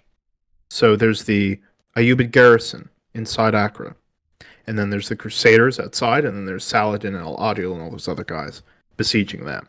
Right. Is that roughly the situation? I haven't read much about the campaign actually, except for the little part Richard's involved in. It's like the Siege of Troy, man. I think it's worth you looking into it. Maybe not for the purposes of the stream or anything, but it's fascinating. Oh, I didn't. Okay, so I know it went on for a long time. And obviously had a lot not 10 years, obviously. Swinging fortunes at Acre. Anyway, I guess Richard's reinforcements just tipped the scales very hard in the Christian direction and kind of ended it. So anyway, he effectively tries to start giving orders from the men that he lands. He's very picky about where his headquarters is going to be. He makes sure that only Philip II can address him as a fellow king, and the other guys have to be deferential because they are only counts or whatever it might be. So he's very imperious from day one. And then he will offend Count Leopold, the leader of the Holy Roman Empire's contingent that has made it, because they try to raise all three banners, French, Holy Roman, English, and then Richard orders that the Holy Roman banner be torn down because he says, Leopold, you're just a count. You don't get a banner up. And so, again, like from the outset, he's just causing issues. He's butting heads with Philip over everything. Philip's mad about the whole Cyprus thing. Philip actually asked to get half of Cyprus, which may have just been a demand he knew would get rejected. And of course, he could claim to be butthurt over the whole lease thing. And of course, Richard says no, predictably. And that gives Philip an excuse, along with a little bit of ill health, to go home. That's a bit of a problem for Richard, because now he has the King of France is in his domain, and he's out in the Holy Land. Right. So Philip, I think, did leave most of his troops behind to finish, but still, Richard will now be down one of the other major leaders he might need. So even locally, he's maybe in trouble because he's made a lot of enemies really fast. And like you said, Philip is now back in Europe, and he's not happy with Richard. So so Richard needs to get things done quickly. And instead of focusing on winning a major battle and calling it quits, he instead gets involved in a succession dispute. So Guy of Lusignan had been king. He was a pretty weak king who had been super unpopular. He basically got removed and replaced. And Richard is saying, but Guy is my guy, and I'm putting him back in charge. And I'm the most important, powerful, smart person here. I say Guy should be king. And they knew each other. Yeah. From back in Aquitaine. Yeah, they had fought against each other. Yeah, so they had a previous relationship. It wasn't necessarily a good one, I don't think, but I mean they knew each other. Yeah, but I mean Richard, for whatever reason, trusted him at least at this juncture, and so he's really trying to tell all the nobles of Jerusalem how to run the kingdom and who the king should be, and anyway, so it's a territorial dispute. Much fiercer even than Henry II versus Becket. So feelings are frayed. Things are not great. That being said, on the field, things are still going pretty well mostly. He's now effectively the commander-in-chief of the army because he has the strongest contingent and he's the best general and also the biggest personality. So while he will have to convince them to do what he wants, when he's in charge, they do win. So he will win a couple field battles against Saladin. That being said, they will not capture Jerusalem. And he also will lose a strategic debate because he actually wanted to draw Saladin out by invading Egypt. So Egypt was Saladin's original homeland and the center of his dynasty. Not homeland, but I mean it was his base of operations. Yeah, that's like the base of the Sultanate. Mm-hmm. Anyway, so Richard says we need to do that. The other commanders say, no, we're interpreting our orders very literally. We got to go to Jerusalem. He effectively says, okay, if you want to go to Jerusalem, I'll fight, but I won't lead. And if I'm not in command, we're not winning shit because I'm obviously the only good general here. So that goes, again, like all the problems are personality-wise, and Richard maybe doesn't stand out in his own family as being a dick, but when you compare him even to other kings in Europe, he's definitely a dick. He'll pay for it. Oh yeah, so he will pay for this because he now has a very negative reputation, and the Middle East is full of assassins at this time, including a literal order of assassins, and their new victim will be none other than Conrad of Montferrat, who was the new king of Jerusalem, the guy that had been Guy's bitter rival, and he takes a blade from an official assassin. Everybody assumes that the paymaster was Richard. Richard denies it. And actually, by this point, Richard had given up on that dispute and said, well, fine, Guy gets Cyprus. So most likely Richard was not the actual assassin. And I don't think, by the way, I don't get the impression Richard would do some like underhanded thing like that. I think Richard was much more of an out front asshole. I don't think he was a stab you in the back asshole. He stabbed you in the front. Also, the Hashashin, weren't they mostly targeting, oh god. I mean, did they really focus that much on Crusaders? I don't know. I'm pretty sure they were for hire, right? I mean, They're I don't mercenary. think I they don't were. think they were No, they were religious not. in They nature. weren't Oh, they absolutely. I believe they were. They Yeah, weren't. They weren't for hire. I I thought mean, they were. I maybe mean, they were, but they were their own order. They had their own. Um, they were their own sort of sect. They had their own strongholds. I right. I don't think they were primarily for hire. I think they were kind of their own thing for a while, but Well, and I mean the thing too is not only where even if they were for hire, then obviously anybody could have hired them, and if they're not for hire, they could have had any number of reasons to kill a Christian monarch. yeah, So I mean, granted. it's pretty hard to figure out why they actually did it unless one of them came forward, which would defeat the point of being an assassin. Um, so without any real evidence, the assumption, especially among the German contingent, is that it was Richard. And so, of course, Count Leopold, who will eventually go home and have a lot of negative things to say, is totally convinced it's Richard. We'll come back to that later. Um, so, summer 1192, the campaign breaks down over the whole strategy thing, and by this point, Richard and the Duke, who's left in charge of the French, they butt heads every meeting. So these two guys loathe each other. And the French also have a big contingent, as we mentioned, so unless you can get them to go along, it's just loggerheads. They do fight a battle at Jaffa, though.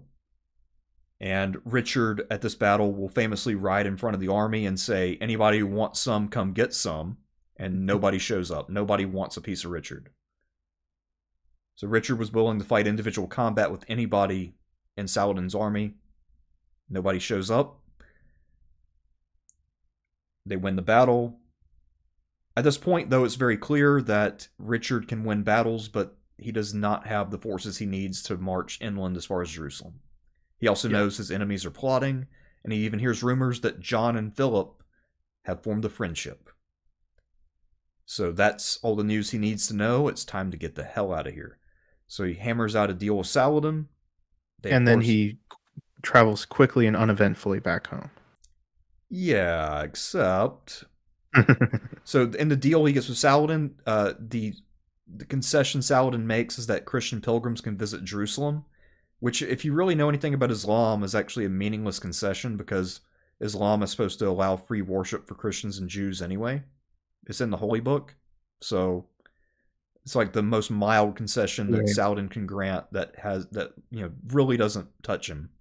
I mean, it's face saving for Richard. It's I mean, exactly as you said, he's unable to knock out Saladin. Of course, even to take Jerusalem is sort of outside his capabilities at this point. Right. So, effectively, even though Richard is this incredibly talented general, because politics is so personal and he made such a bad impression with all these different leaders in the Middle East, his military successes really didn't amount to all that much except for Acre, and I think they started a new fort somewhere too. And Jaffa was kind of like a strategic point as well, but overall this definitely fell well short of what people expected, because the idea of the Third Crusade was to take Jerusalem. Anyway, so October 1192, he decides to hurry home, but he wants to get home as quickly as possible, so he's not traveling with his full force yet. He travels in disguise as a Crusader knight, and he will have to go through Byzantine territory. And guess what? He just stole an island from them, and they're really not happy with him. So he's got to be very, very careful about his identity. He's also a well-known figure by this point because he is tall and distinctive, and he's well-known for a variety of reasons, positive and negative. So he's got to be super careful. I think one of his ships goes down, so he has to go overland in the Central Europe. And he's actually recognized and arrested in the territory of none other than Count Leopold. Yeah, exactly. Of all the people in the Roman Empire to get caught by, he gets caught by one Leopold. Person he is pissed off the absolute most. Yeah, so the man whose banner he tore down, who is still furious at him, Leopold arrests him and then goes to the Emperor Henry VI and says, "This man murdered my cousin Conrad," because I forgot to mention that Leopold and Conrad are not only know each other, but they're cousins. And so Leopold demands satisfaction, but Leopold will now get excommunicated by the Pope. So Leopold had been holding Richard in his dungeon, and he gets excommunicated for imprisoning a crusader.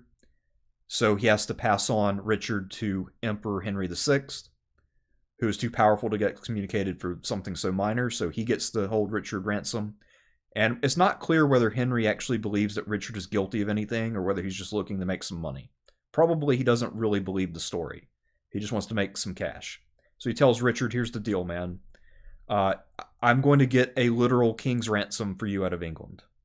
So basically give me about 2 years worth of revenue and you can go home.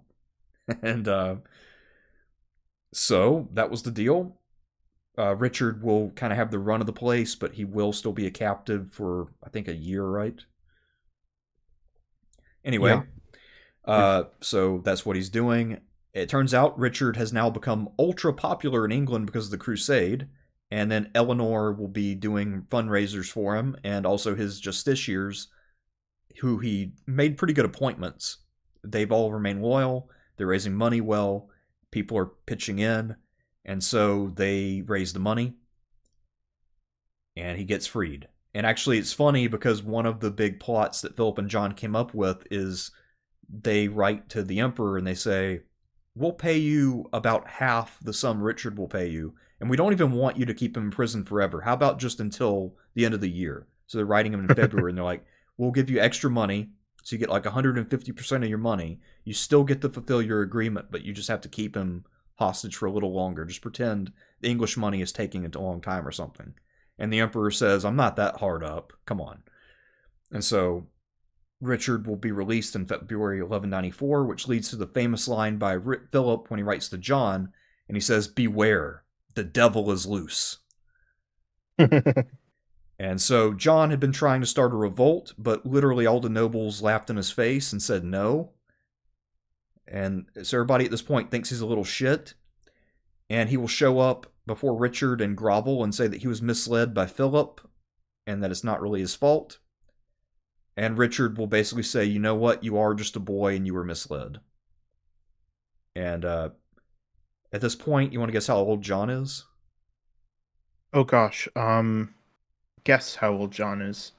John must be at least 35. 27. Of course he's 27. Yeah, they're all but 27. He doesn't die. No, he doesn't die, though. So, I mean, I don't think he was ill either. So, you know. But yeah, so John, basically Richard's calling him a boy. And, you know, John's going to be basically on parole for several years. Anyway, Richard now has to deal with Philip, who's attacked and trying to overrun all the French possessions. So Philip and John have been working together, but then John, part of the reason why he goes back to Richard is not only because he can't do anything to Richard, but also because he figured out Philip was trying to betray him. No shit. Anyway, so Richard goes back to war. He has to keep raising a lot of money. He will win pretty much all the battles, though, because he's a way better general than Philip. That being said, one other success he'll have is he will get one of his nephews to become the ruler of Saxony. So he'll become an elector, and later on he'll be elected Emperor Otto IV. So that's a pretty big diplomatic victory. So Richard, even though he spent a lot of money and people are probably a little sick of paying taxes, you know, he's still a crusade king. He's won his battles. He's held the frontier. So now it's spring 1199. He's campaigning near a small castle. I don't think he's wearing all the armor he should, and his shoulder gets hit by a crossbow bolt. Okay, not a big deal, except this turns gangrenous, and he's dying. His last big act that he's known for, he has the shooter brought to him. The shooter turns out to be like a preteen, and he asks the boy why he did it, and the boy talks about how Richard killed his family. Richard's subordinates want to murder the boy, but Richard refuses to do that. He says, actually, give this kid some money. Go live your life, kid. You know, you did your best. This is fair. It's above board. I want you to have a good life and remember me well, not as the murderer of your family. So go do your thing, kid. And then his mom's there, and he dies dramatically on April 6th, 1199, at 41 years old. And at least his commanders were polite enough to wait until he was dead to torture his killer to death. Yeah, so obviously, you know, neither his mother nor the commanders want to honor that particular wish, so the boy is killed. Another thing, we'll talk about his succession plans in a minute when we get to the people who are relevant for that convo, but the original plan for several years had been for Arthur, Geoffrey's son, to be the new king, but instead Richard, pretty close to the end of his life, had gotten closer to John, and they had become friends. And so at the last minute, he changed his mind and made John his heir. And John, of course, by this point, is an actual adult male. Arthur, I believe, was like 14 or 15. Anyway, another thing about Richard, he's normally just thought of as a soldier. He's also a pretty good administrator. But most of that is just that he's good at picking people who are loyal. I don't know if he really had that personal ability to administer, but at least he understood how to pick people. In terms of that whole dedication to England issue we talked about earlier, that's of course debatable. Most of the other kings in his dynasty also preferred French culture. That had been true since the Norman conquest. It's also possible that he was warming up to England after they, bailed his ass out of prison. So maybe he learned some appreciation. I don't know. And expect gratitude from a Plantagenet, though. That's true. Although I think Richard doesn't seem quite as treacherous as some of the others. Not as just flat out.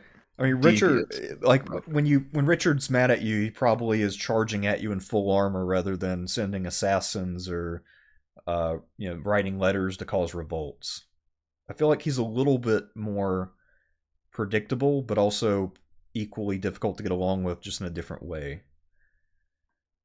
I guess that that whole side of him, that his inability to get along with people, kind of gets overshadowed by the fact that his successor is so much worse at that.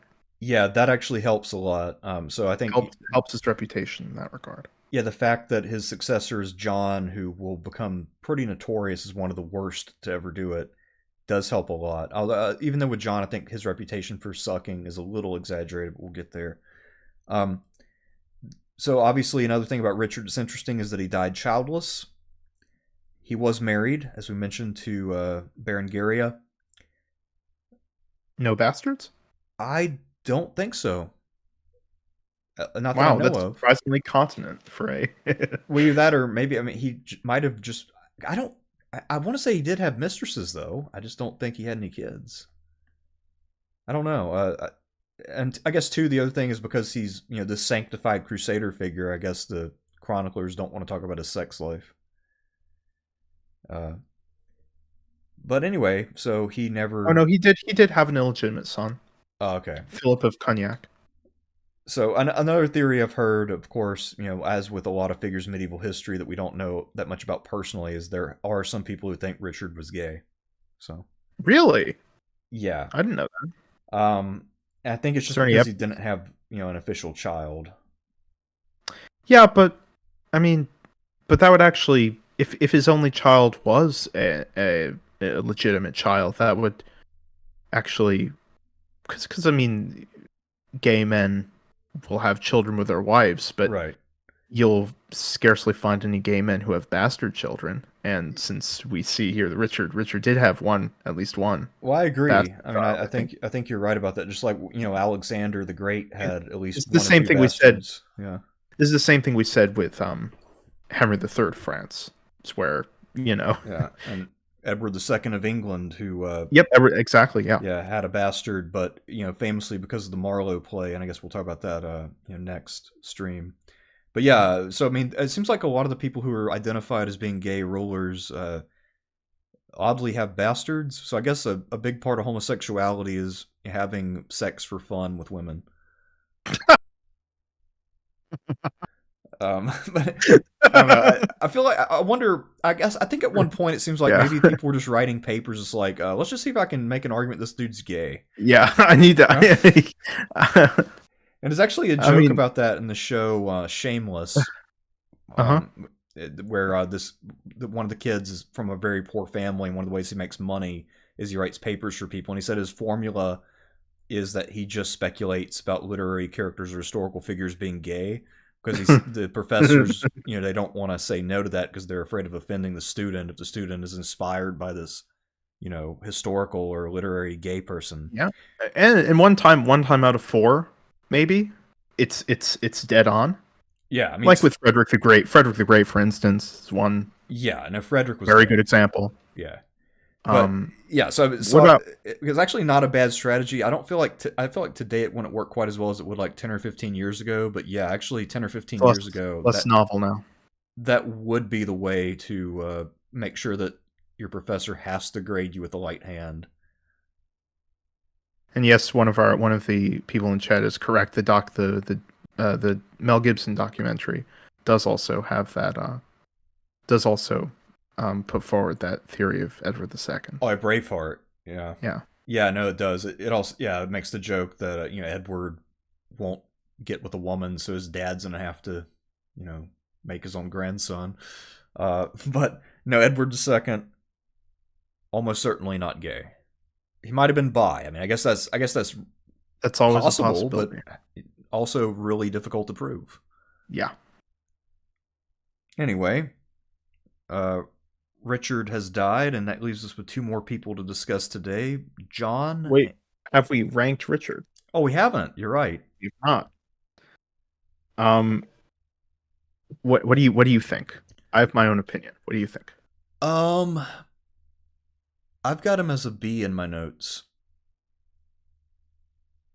And You know clearly what? very capable, but I mean, so do I. I also have a B. I was kind of thinking as you talked a little bit more about how what a difficult person he was, of maybe a C, but B seems good. I think just that that prestige he brought to England, that gloire, that's not nothing.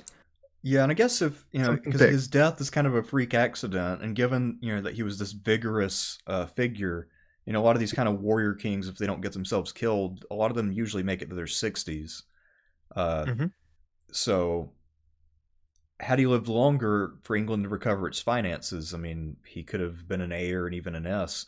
Not to mention, I mean, over time, he might have, some of those more negative aspects of his personality might have curbed.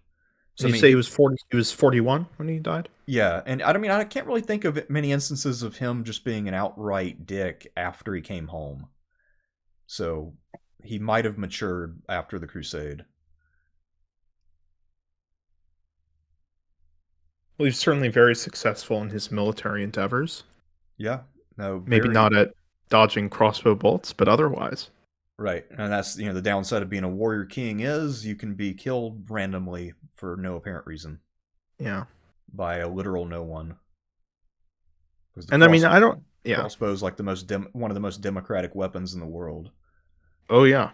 Before Any guns, idiot can use it, and it can kill and any it other idiot. punches through armor. To an extent, at least, right?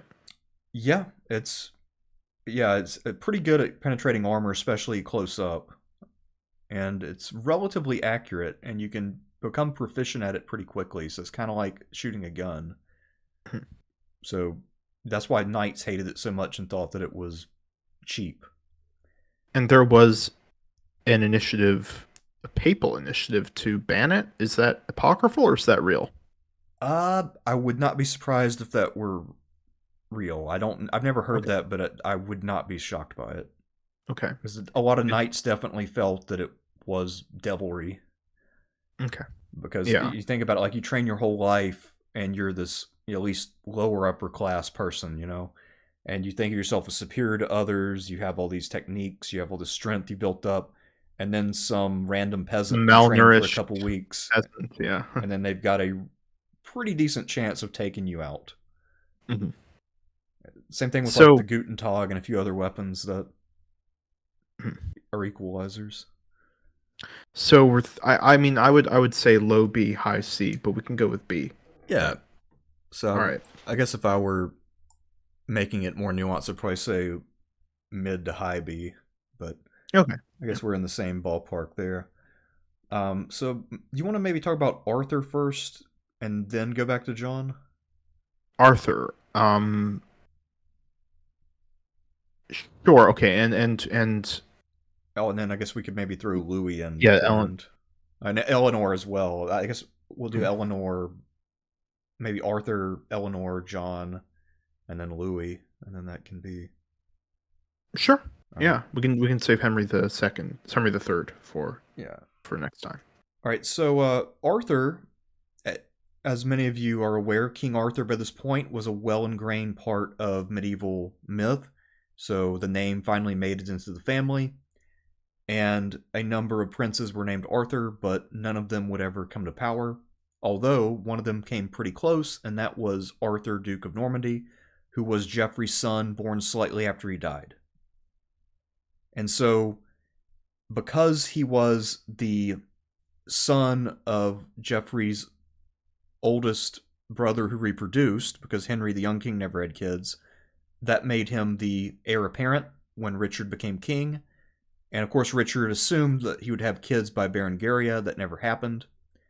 And so he actually officially said that Arthur would be his son or his heir when he was making his negotiations in Sicily. So that had been public knowledge since 1190. And as you might imagine, Arthur grew up with every expectation that one day he's going to be King of England. Okay. Well, as we mentioned, that will change, and a lot of that is Arthur's own fault, or really the fault of his mother, who gave him bad advice. So, Arthur and his mom were afraid that Richard would have kids, and that would screw over Arthur for being King of England. In 1196, Arthur's mom, Constance, decided that Brittany should become independent. And rather than this succeeding, one of the nobles instead knew that Richard would be coming, and so he abducted Constance, and then Arthur went on the run. And Arthur ended up where else but in Paris. So he grows up at King Philip's court beside his son, who's about the same age, that'd be Louis VIII. And then, in 1199, when Richard dies, he can't exactly go to his 12-year-old nephew who's in Paris and has had his head full of poison from Philip II. And also, John has been on good behavior for several years. So he decides, actually, John, you will be my new heir. The problem with that, of course, is that now Philip has a pretender he can back. A pretender with a legitimate case, Arthur. So, Arthur, once he turns 15, will be unleashed. And especially, Arthur will have a very strong claim to Anjou, Maine, and Poitou. Or Poitou, excuse me. Poitou. Poitou. Yeah. Yeah, the Poitevins, there we go. I knew that one, but...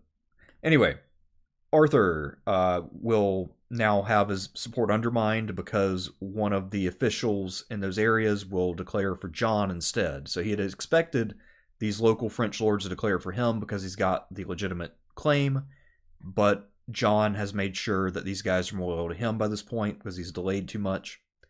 And so Philip kind of pulls the plug on the operation, recalls Arthur, and now they're going to try again in 1202. Arthur will marry one of Philip's daughters. Poitou will declare for Arthur, and then he's going to go into Normandy. So he's going to go for the second biggest prize. So he's leading. So the circumstances of him falling into custody are he's captured after a failed military campaign? Yeah, so he's trying to make a lightning strike in the Normandy. So he's now got the support of at least one area. He might have a few French troops, but he's mostly on his own. And he hears about this great opportunity because he finds out that Eleanor is staying at Mirabeau, which is a fairly small castle. And his idea is, I'm going to seize John's mom and then hold her ransom, my grandma, and use her as leverage to get what I want. The problem is that the siege doesn't work. John will quickly come out to save his mom, heavily defeat Arthur. Yeah. And Arthur will be imprisoned on August 1st, 1202. The last time he's mentioned is April of 1203. And he disappears from history, essentially. Yeah, and of course there's a lot of speculation about what happened. One of the chroniclers says that after the war started to turn against John and he started to lose things to Philip, that he got drunk, went down in the jail cell, and beat his nephew to death. Wow. But again, I hadn't heard that. But it might just be an abusive memory because, as we mentioned, John is not exactly Mr. Popularity. Well, maybe Uh, that's why he's not Mr. Popularity, because he. Well, I'll we'll talk about John. But what do you think happened to Arthur? Do you have an opinion either way? Do you think he? I mean, I it I think seems obvious he didn't get either out. John killed him or he just died of an illness and in the dungeon. Yeah. And maybe either because he wasn't kept in good conditions or because John or someone else murdered him, John tried to keep it quiet, and that made it all the more suspicious and obviously did damage to John. Because if you think about like the precedent in the family, Richard had pardoned John, and then Henry II had pardoned all of his sons twice, or most of them twice. Um, it's a little different because Arthur was a claimant to John's title. That's So true. I'd say it was a somewhat different It's a situation little different. because he was. I think Arthur. I get the impression Arthur was a real threat to John. No, Arthur was a real Potentially. threat because he technically, as the descendant of an older son, he had precedence over a younger son from the previous generation. So he did have a better claim technically, based on the established rules up to that point.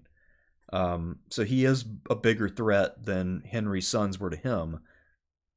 But yeah, Still young. he's still very young, and I'm sure this could have been arranged more artfully. This death, they could have exposed him to, a diseased person and been like, "Oh, I don't know what happened. How did he get Well, I sick?" mean, yeah. That's tough. They didn't understand germ theory. I mean, I mean, they did they did. understand exposure. Yes, they Yeah, understood that exposing people to other diseased individuals would cause them to contract diseases, but just I don't know. I do wonder if yeah, I do wonder what else John could have realistically done. right. I don't know either. I mean, I feel like he kind of had to kill him, which is why I think he most likely did kill him at some point. Whether he did it by his own hand or not, I don't know. I get the impression he probably used an executioner. I don't think he went This down and did it wasn't a himself. this wasn't a Valentinian and Aetius situation. This was Right. Yeah, I don't yeah. think I don't get the I mean, I know John had a temper, but I don't get the impression that he would kill someone in cold blood by his own hand. I just don't think he was quite that guy. Anyway, um so what do you think about Arthur, who I believe dies at 15? 50, I believe 15, yeah. Yeah. Or actually wait, yeah, 15, Wait. that's right. Oof. Arthur. Maybe about 16, something like that. Well, actually, we have no idea when he died exactly. We know when he Well, disappears from the record. yeah, I'm assuming 1203, yeah, when it was. We we don't know that, but We I don't know think for yeah, sure, you're but probably you're yeah, probably right. He probably died 15, 16, around there. yeah. So he got his driver's license and then he checked out. He got screwed over. I feel for Arthur. Yeah, I do Um too. I mean, he got some bad advice and he was used as a pawn. um perhaps unrateable, Almost, yeah. I would say he's pretty close to unrateable. I mean, but we know we've rated unrateable. You and I have both rated unrateable people before, that's essentially. true. I Francis mean, II. I feel like because of his failure, he can't go very high. His plan to take his grandma at Mirabeau is fairly devious. Um, Yeah, but I mean, it was, but clever. it's also very Plantagenet. Yes. Yeah. And maybe that's why John was able to detect it so early, because he's like, what would I do in this Well, scenario? Yeah. yeah. Yeah. um, So, I mean, maybe an E, just for that sounds right. failing, but also. Not failing as like not just he didn't live long enough to fail enough, Right, let's see. So, to get an F. where is Arthur? Arthur is Oh, here's the one of him being killed in the dungeon. Yeah, Ah, the drawing that somebody made to show what happened, what they think happened. All right, and now we go back to Eleanor. So she, just by way of recap, as we mentioned, Eleanor had been married to Louis VII. She had had a couple daughters by him. She married Henry, had 5 sons, and I think a couple more daughters. So she was very fertile. She also was known for being very attractive, even well into her 40s or even 50s. So she always retained a lot of youthfulness. And she was also very physically vigorous. So she was an accomplished equestrian. And not only could she ride really well, but she also was able to ride up until she was in about her 60s. And a lot of men could not do that. So she was pretty strong and very politically active, politically savvy. She gave a lot of advice to her sons after they came to power, first Richard and then John. So even though she didn't really like John growing up, she did reconcile with him after Richard died, and she became an advisor and support for him, and she helped him a little bit with his wars on the continent. And I think she died pretty early in John's reign, if I remember correctly. But before she died, she did give him her best for a few years. And that being said, obviously the downside of Eleanor is that she was just as vicious as the rest of these people. She did play favorites with her kids. She contributed to the turmoil of Henry II's reign by encouraging her sons to revolt. She encouraged the brothers to fight each other by playing favorites there. But really, I guess by the time Richard comes to power, from then until the end of her life, she was pretty consistent because she supported the king who was in power and did so both loyally and capably. And she was, of course, really important for getting Richard's ransom together, keeping all the justiciars in line. And also, she had a lot of contacts in France that she constantly made use of. And sometimes she'd do personal diplomacy. So that's partly why she was known for her horsemanship, is because she would ride rapidly from place to place, making deals and delivering letters and making people aware of what her son wanted to do. So, a very active queen, very unusual for this period. well, I do sort of wonder if, because of all the people we're going to be discussing tonight, is she perhaps the one about whom the most has been written? The one who kind of looms the largest? Maybe Richard the Lionheart a bit more? Yeah, I mean she's definitely one of the most famous people of the English Middle Ages, that's for sure, and it's not hard to see why. I mean she's a It very unique figure in English history. so it's sort of because she had no hope, of course, of holding independent power over the Angevin Empire, or whatever you call the Plantagenet realm. Right. So you have to, I would, you would have to view her career, her machinations, in a different light. So she doesn't have her eye on the throne. What exactly is her big goal? What is she pursuing? Is it aggrandizing her favorite son, Richard? I think that's really what her long-term goal is, to the extent that she has one. I think it is all about Richard. Although I guess we don't know a lot of the details of her involvement in the first revolt of 1173, so she may have been trying to back the young king at first. But I think the most consistent thing about her that we can tell is that she was more or less a champion for Richard, and she put in the most work for him over the years for sure. And it was pretty clear that also on a personal level, he was by far her favorite kid. Yeah.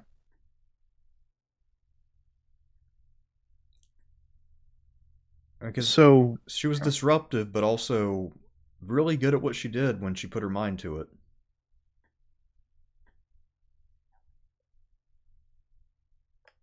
it is kind of hard to think of her as anything less than an A. Yeah, I have to agree. I mean, based on the opportunities available to her, I mean, she made the most of what she had. This And is really one where I'd want to read more, look into yeah, her a bit more. and I mean, I don't I think with her know too. I enough to mean, say. I think based on what we're saying, based on what our criteria are here, she deserves a high rank. I guess you could make a case for a lower rank if you strictly interpret a queen's role, but Yeah. it I guess it depends on what you're looking at for her, because I think you could actually justify a lot of different rankings. What was her reputation um, among contemporaries and shortly after her death? From what I understand, I mean, she seems to have left a very strong impression on all of them. I mean, they all talked about her, in detail. I remember the one account was, she was taking John at the time, who was a little kid somewhere, and I think whoever this monk was probably, had the hots for her because he's talking about like, yeah, man. I mean, she might be older, but she's still looking really good. So, apparently not only I think partly that was why she had the reputation was just because she was very attractive, and also people were fascinated by the fact that she could ride better than almost any man, and Mhm. she's also like a large personality, very well spoken, well read. So, um, I guess because most medieval women were not like her, I think that she just left this very strong impression, and anybody who met her is like going to go into great detail about her. And there's sort of these rumors, I don't know how much to credit them, of promiscuity. So during the Second Crusade, this rather scurrilous rumor shared by some of the chroniclers about either, and more scurrilously, an affair with a Saracen leader or one with her uncle Raymond. Yeah, I mean, I'm sure based on how long she lived as a widow and everything else, and the fact that she was very attractive but also very vigorous physically. I'm sure she took lovers after Henry died, and probably had lovers while he's still alive This too, for was that this matter. was all yeah, but I mean this in particular was all before 1140s. Right.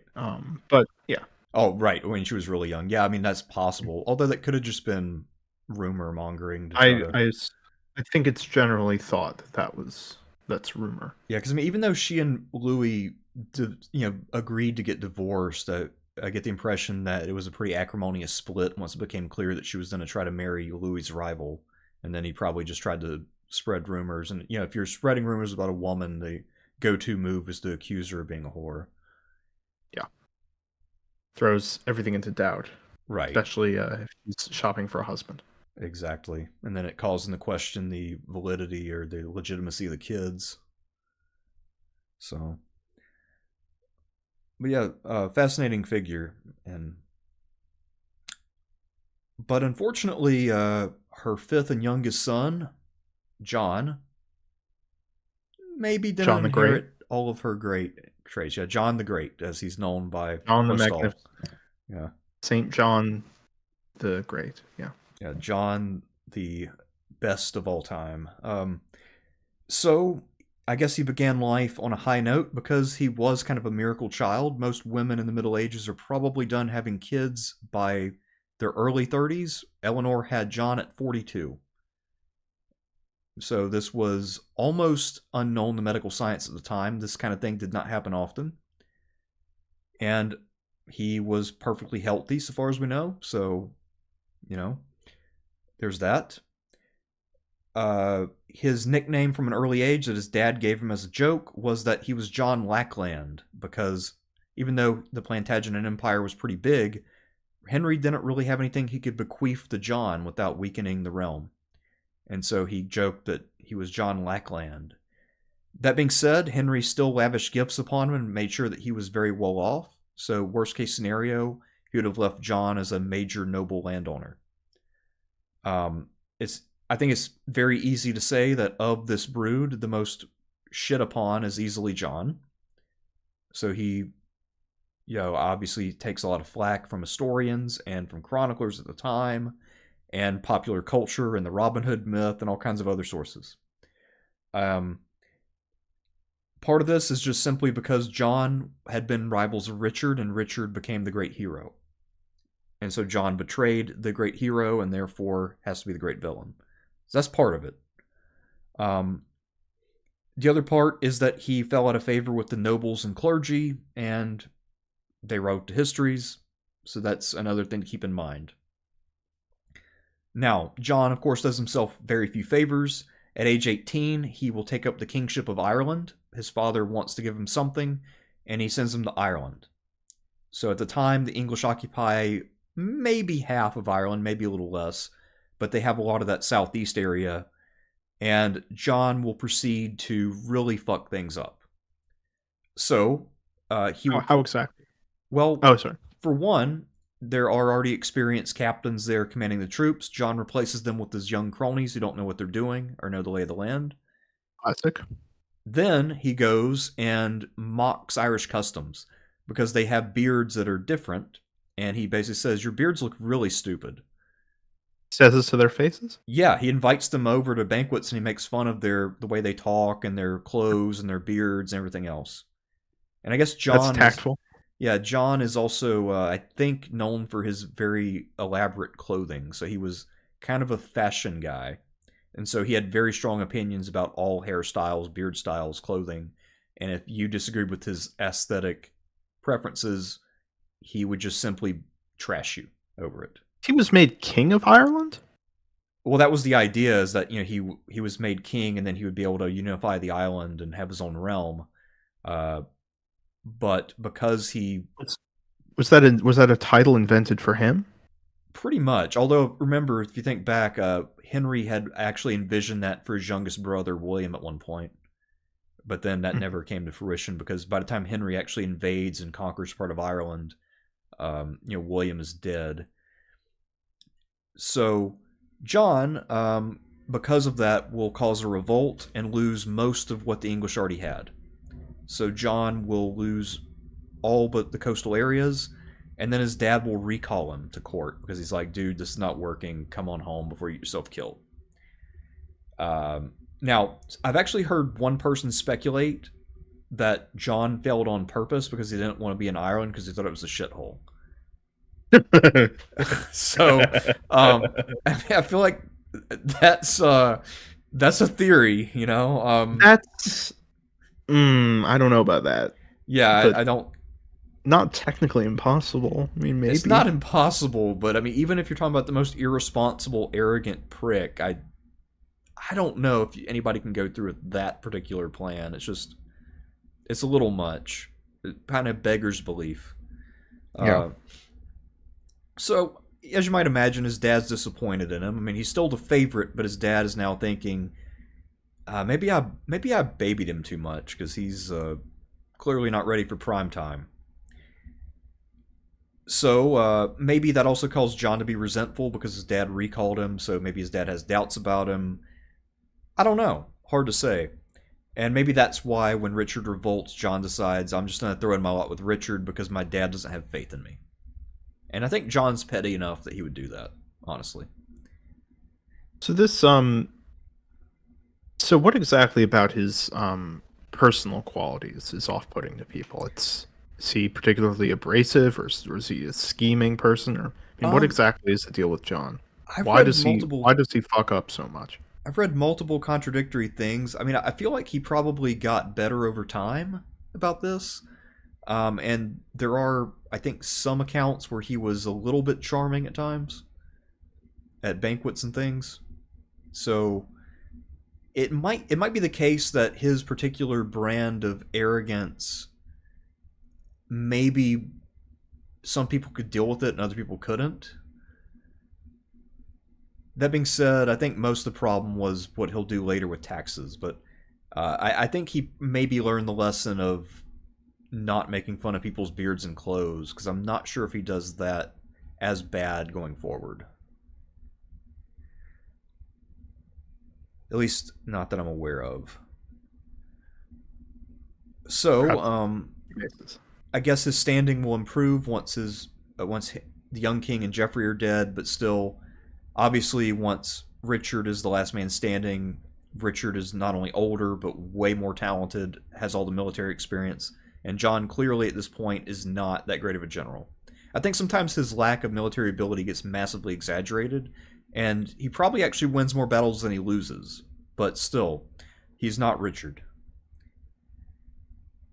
So as we mentioned, he might have caused his dad's death by breaking his dad's heart. He will officially be in favor with Richard when Richard goes on crusade. That being said, Richard knows better than to trust him. But he also knows that one way to keep John loyal for a while is to reward him lavishly, so he actually gives him a whole lot of lands and leaves him as pretty much the most powerful noble in England, and also with holdings in France. So when Richard is away, John will have a lot to do, but also he'll spend most of that time plotting and scheming. Richard's justiciars will keep him in line. When Eleanor gets home, she also works against him. So pretty much all his schemes fail at this time. And although he's constantly trying to cause revolts, nothing really happens. He also goes to Richard II, or Philip II, as we mentioned, once he gets home, and Philip more or less convinces him to go along with the bribery scheme, and then he starts invading English territory. John panics, goes to Richard, gets told he's a boy, misguided by advisors, and John wisely, for a change, decides, I'm going to swallow that insult and win my brother back.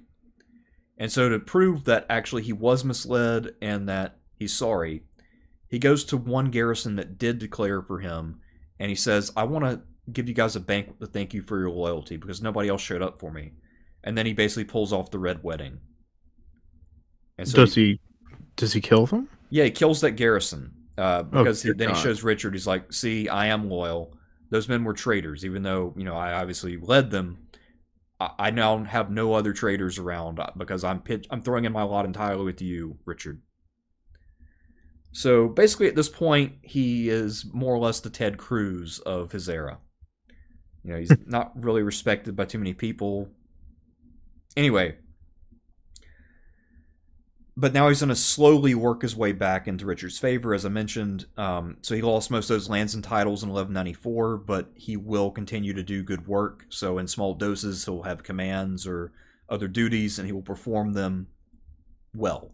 So he will be a competent servant doing different tasks.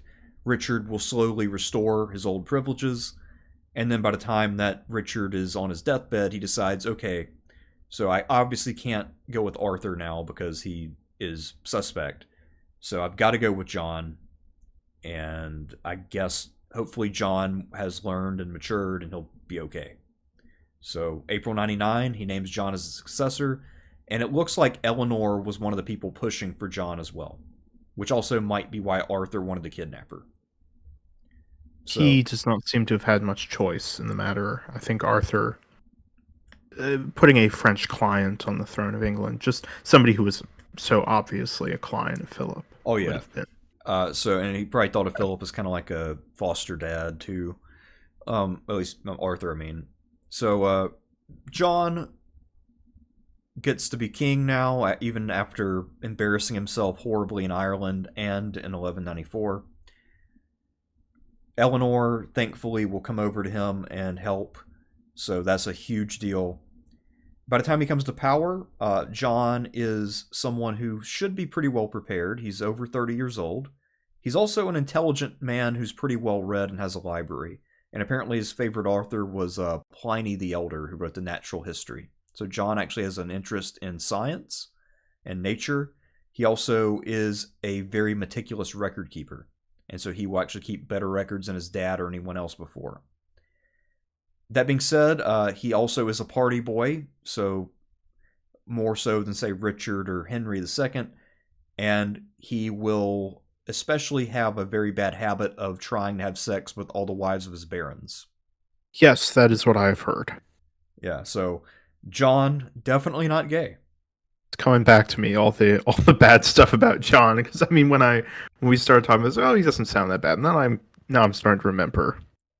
Yes, yeah, I mean, it's not so much that he's incapable. He's just an asshole. Malicious. Yeah, I mean...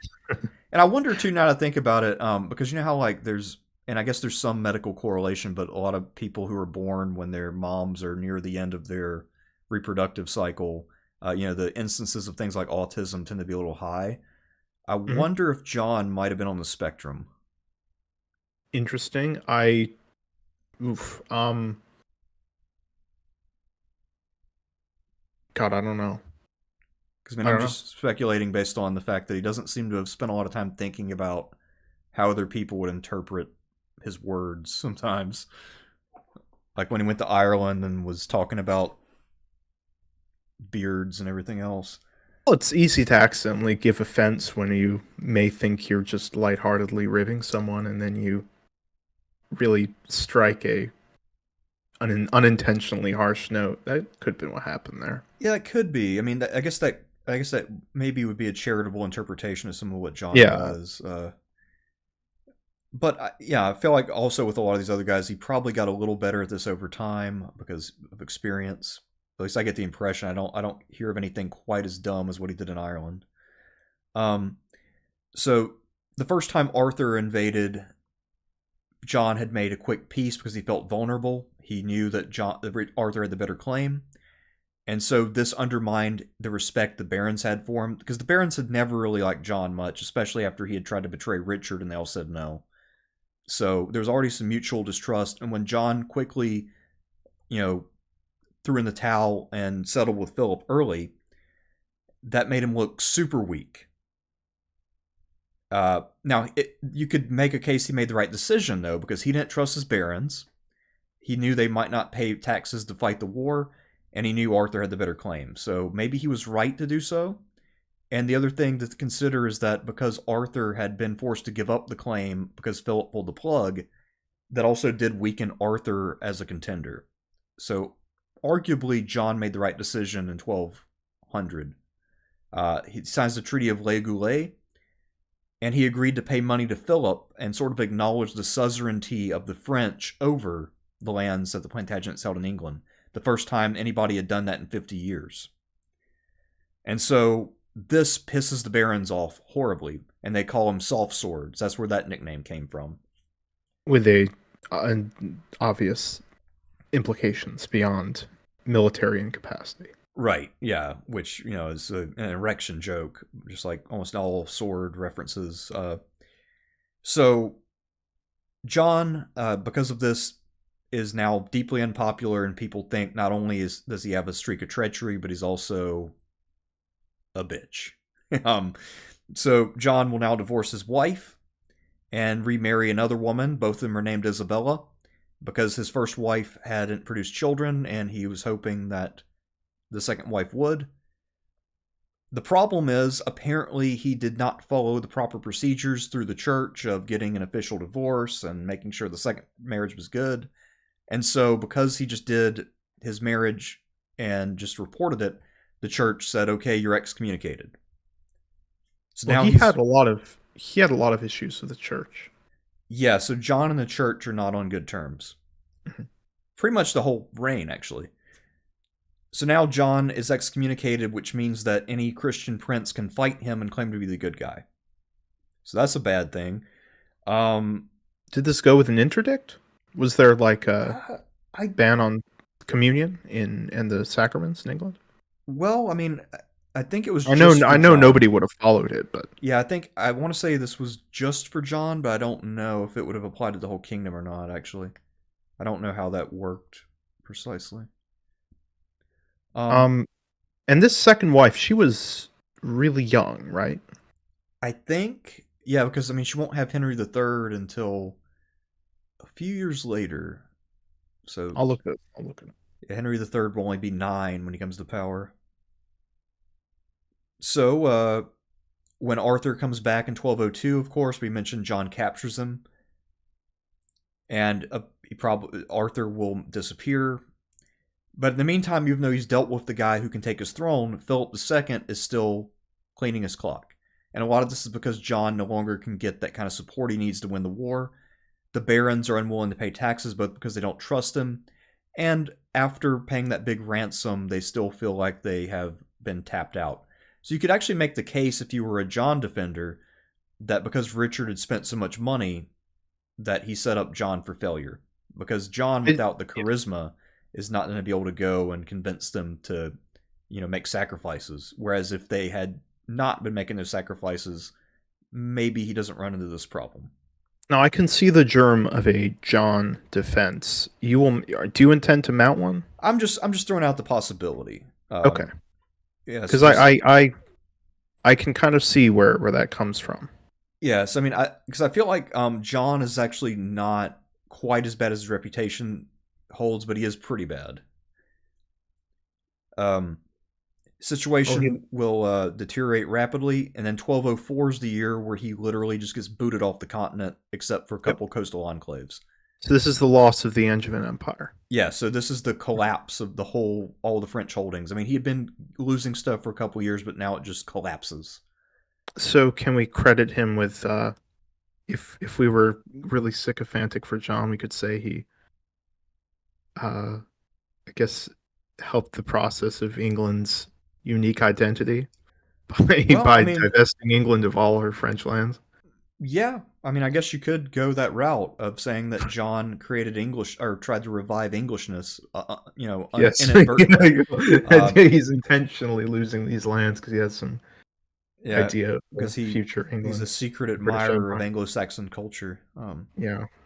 And then his son, of course, becomes a big devotee of Edward the Confessor, one of the last English monarchs. So, I mean, maybe this was a master plan, just like how John purposely lost in Ireland.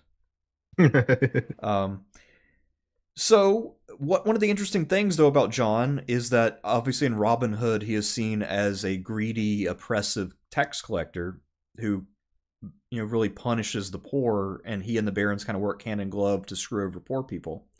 But the irony of that is that John has trouble with the barons in many ways because he actually protects the poor in hearings. So when they would have hearings before him, if a landlord was trying to really turn a knife on a poor person, John usually sided with the tenants. So John's Now, actually a bit of a populist. was this compassion or an attempt at centralization or a little column A, little column B? I don't know. Hard to say. I don't It's a really know. genuine, perhaps a genuine sense of justice from John. Yeah, I mean, it could be a lot of things. I mean, it could be that he just doesn't like some of these nobles because they've, obviously back when he tried to revolt in 1194, they laughed at him, or even before that. So it might be pettiness, or it might be that he genuinely is a champion of the people. I have no idea. But what I am saying though is that like in Robin Hood, I think he is misrepresented, Oh yeah, certainly. and like his reputation as a tax man, he doesn't really tax poor people; he taxes rich people. Um, so John is trying to amass resources to make a comeback on the continent. And some days he will raise money as if on campaign and then, of course, not spend it on a campaign. So that causes problems. He will try to build up England's defenses because he's anticipating a French landing. And I think that was a pretty legitimate fear at the time, as we'll Oh see. yeah, because of what happens. Yeah, so John will get invaded Yeah. in short order. In the meantime, he will prove to build up an effective navy because his admiral will defeat Philip's fleet in Flanders in 1213. And that, of course, will prevent an invasion at that time. That's probably also John's greatest victory, which, of course, he was not present for. John does actually win, as I said, more battles than he loses. If you look at what happened in 1204, his army wasn't really strong enough to fight, so you can't really say he was a shit general for that. In England itself, he will fight against the Welsh, Scots, and Irish and beat all of them. But again, that's kind of just par for the course because the English army is better and stronger and bigger. Another thing he does in 1213 is he will bribe the Pope and get his excommunication lifted. So 1213 was a pretty good year for John. So what happened? What happened? Well, I mean, he won the naval battle and he got the Pope to. Oh no, but like what the hell happened? Is he has a Well, good year and then well, he's now going to go on his war finally, so he's finally got some naval, some openness to land in Europe. He also makes an alliance with his nephew Otto IV, who's now become Holy Roman Emperor. So remember when Richard helped make him Holy Roman Emperor? Well, yeah. that's going to pay off for John. So John's got a major ally, And and they're going to attack Philip together. And this is Bouvines, right? I believe so. Right. So the big French victory. So John lands in 1214. Otto's going to link up with him. But John apparently loses his nerve a bit when he lands in Normandy, and he just kind of stays at his base after his initial advance doesn't go so well. And so he's just hoping that his nephew's going to do all the hard work and let him reap the rewards, basically. Well, it turns out, as you mentioned, the battle goes entirely to the French. So even though Otto had a much bigger army, Philip will crush him, and Otto will then get routed completely, and now he's out of the war. And John can't fight on his own because he's not strong enough without his nephew there, so he has to go back to England with nothing to show for it because he took. So he's just wasted a ton of money. Yeah, he's wasted a ton of money and has nothing to show for it. So as you might imagine, the nobles are furious because they paid for this. Mm-hmm. And a lot of the failure of the campaign, of course, was that the planning and coordination was almost non-existent. So this is John's fault to a large extent. So the next year, the barons will famously revolt, and John will be compelled to sign the Magna Carta, the Great Charter. And so this is worth quite a discussion because the Magna Carta, of course, is famously cited today as kind of the beginning of the rights of individuals in the Anglo-American tradition.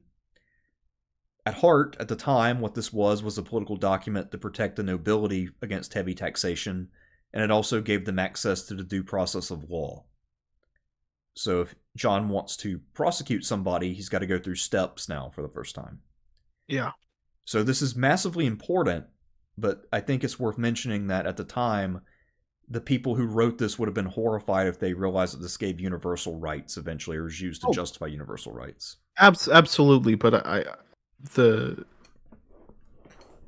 distant origin of a lot of what we regard as civil rights today, these origins of these things can be found in the rights that nobles had and their own privileges. Right. So the right to be tried by a jury of your peers, that doesn't originate just out of the brains of thinkers during the Enlightenment as something for everybody. That comes from nobles.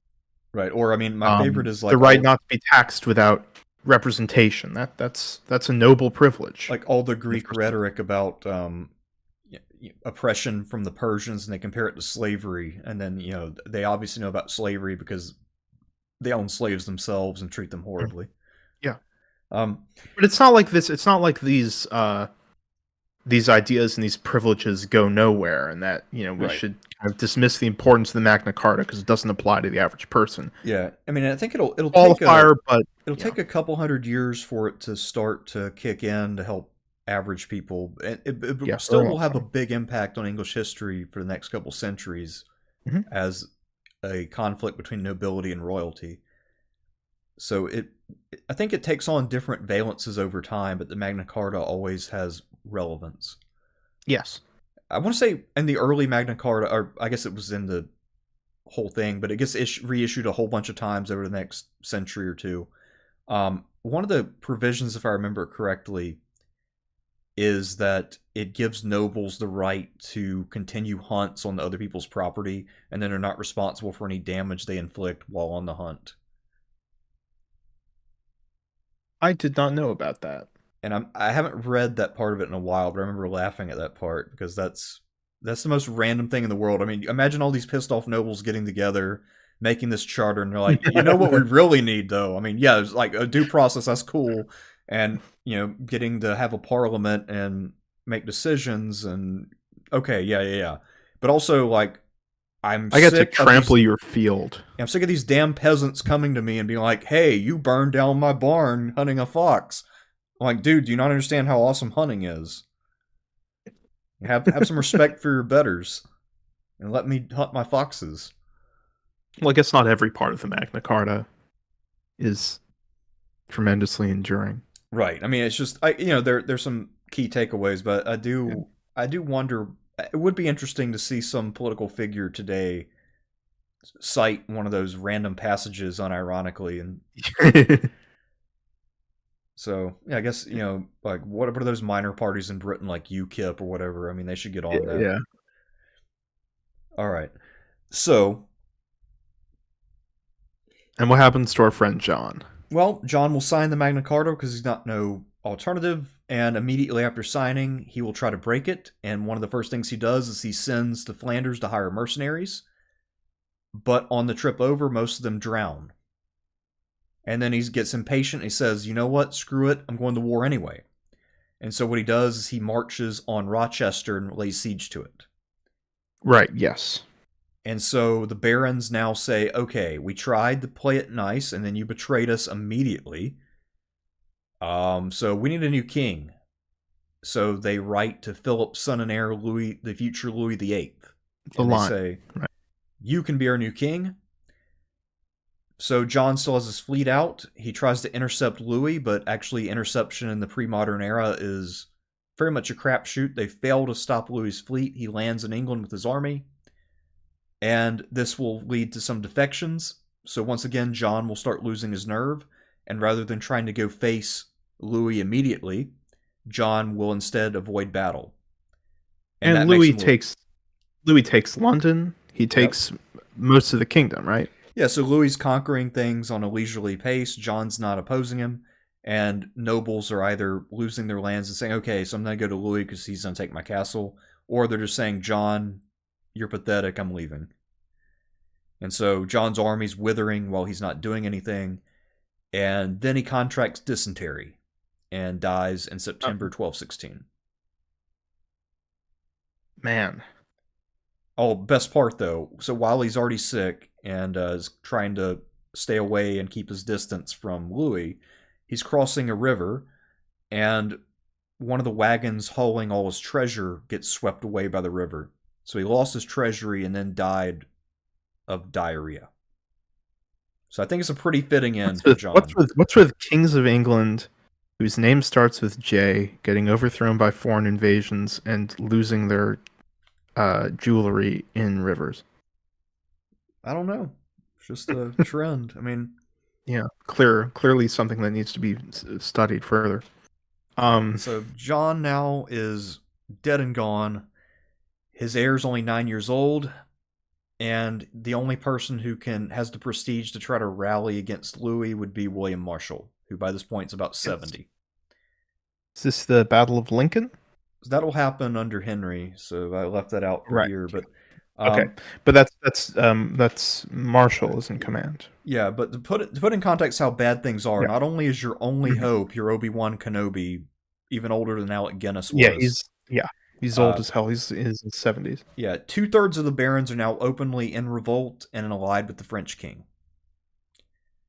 So things are about as bad as they could be when John dies. And yet, as we'll see, Marshall will get the barons to rally and restore John's son Henry.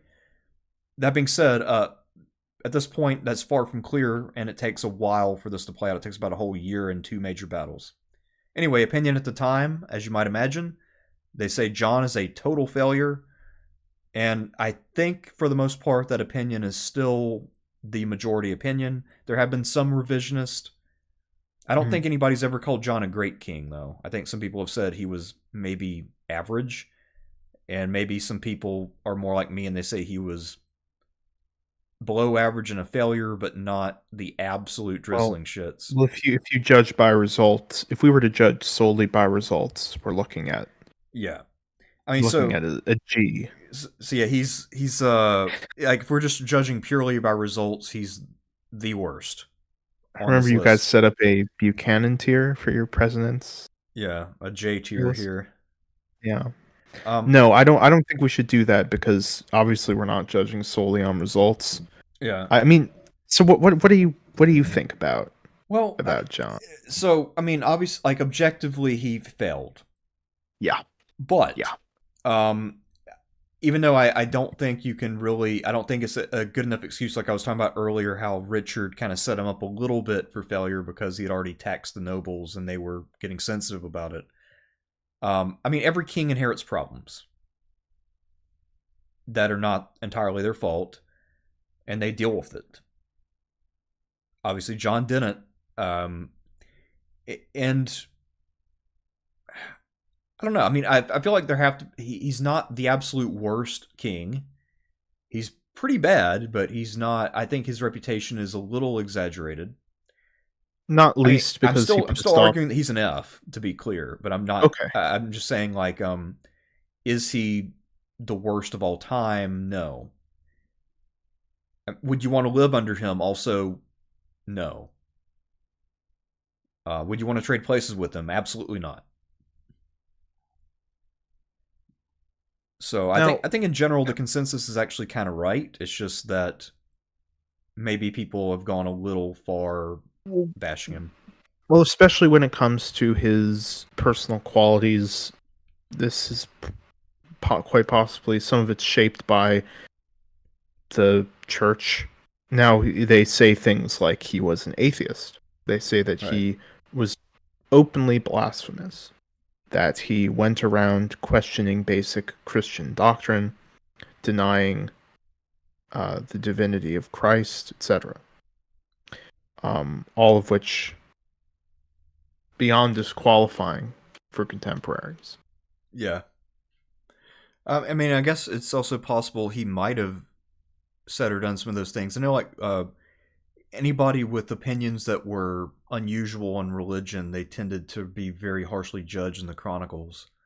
And that's But I also think true of especially harshly judged because this can all of the disasters of his reign, from losing the Angevin Empire to being driven away from most of the kingdom by the barons and by Louis, being forced into this abject position, suffering all these personal misfortunes, and then a dreadful death of dysentery. All of this can be seen as divine punishment.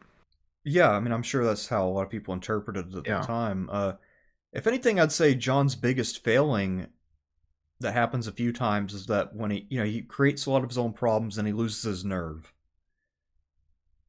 So Do at you think least that's with what happened with the Bouvin's campaign? uh Not. yeah, that happens at that campaign, and then again when Louis invades. Because if I don't Mhm. think Louis had a big army when he landed. So if John had acted decisively to repel the invasion, then maybe he would have had a chance of winning that field battle. Because when we see John when he's got his confidence, John is a competent general. He's not like a world beater, but he's not bad. It's just that he loses his nerve and panics and then falls apart. So he's got that trait, which it might be his biggest flaw actually, the lack of nerve. And yeah, I don't know. I mean, it's hard because I'm trying to make the case that there are worse people we've seen. I'm struggling to come up with anybody now. I think about it.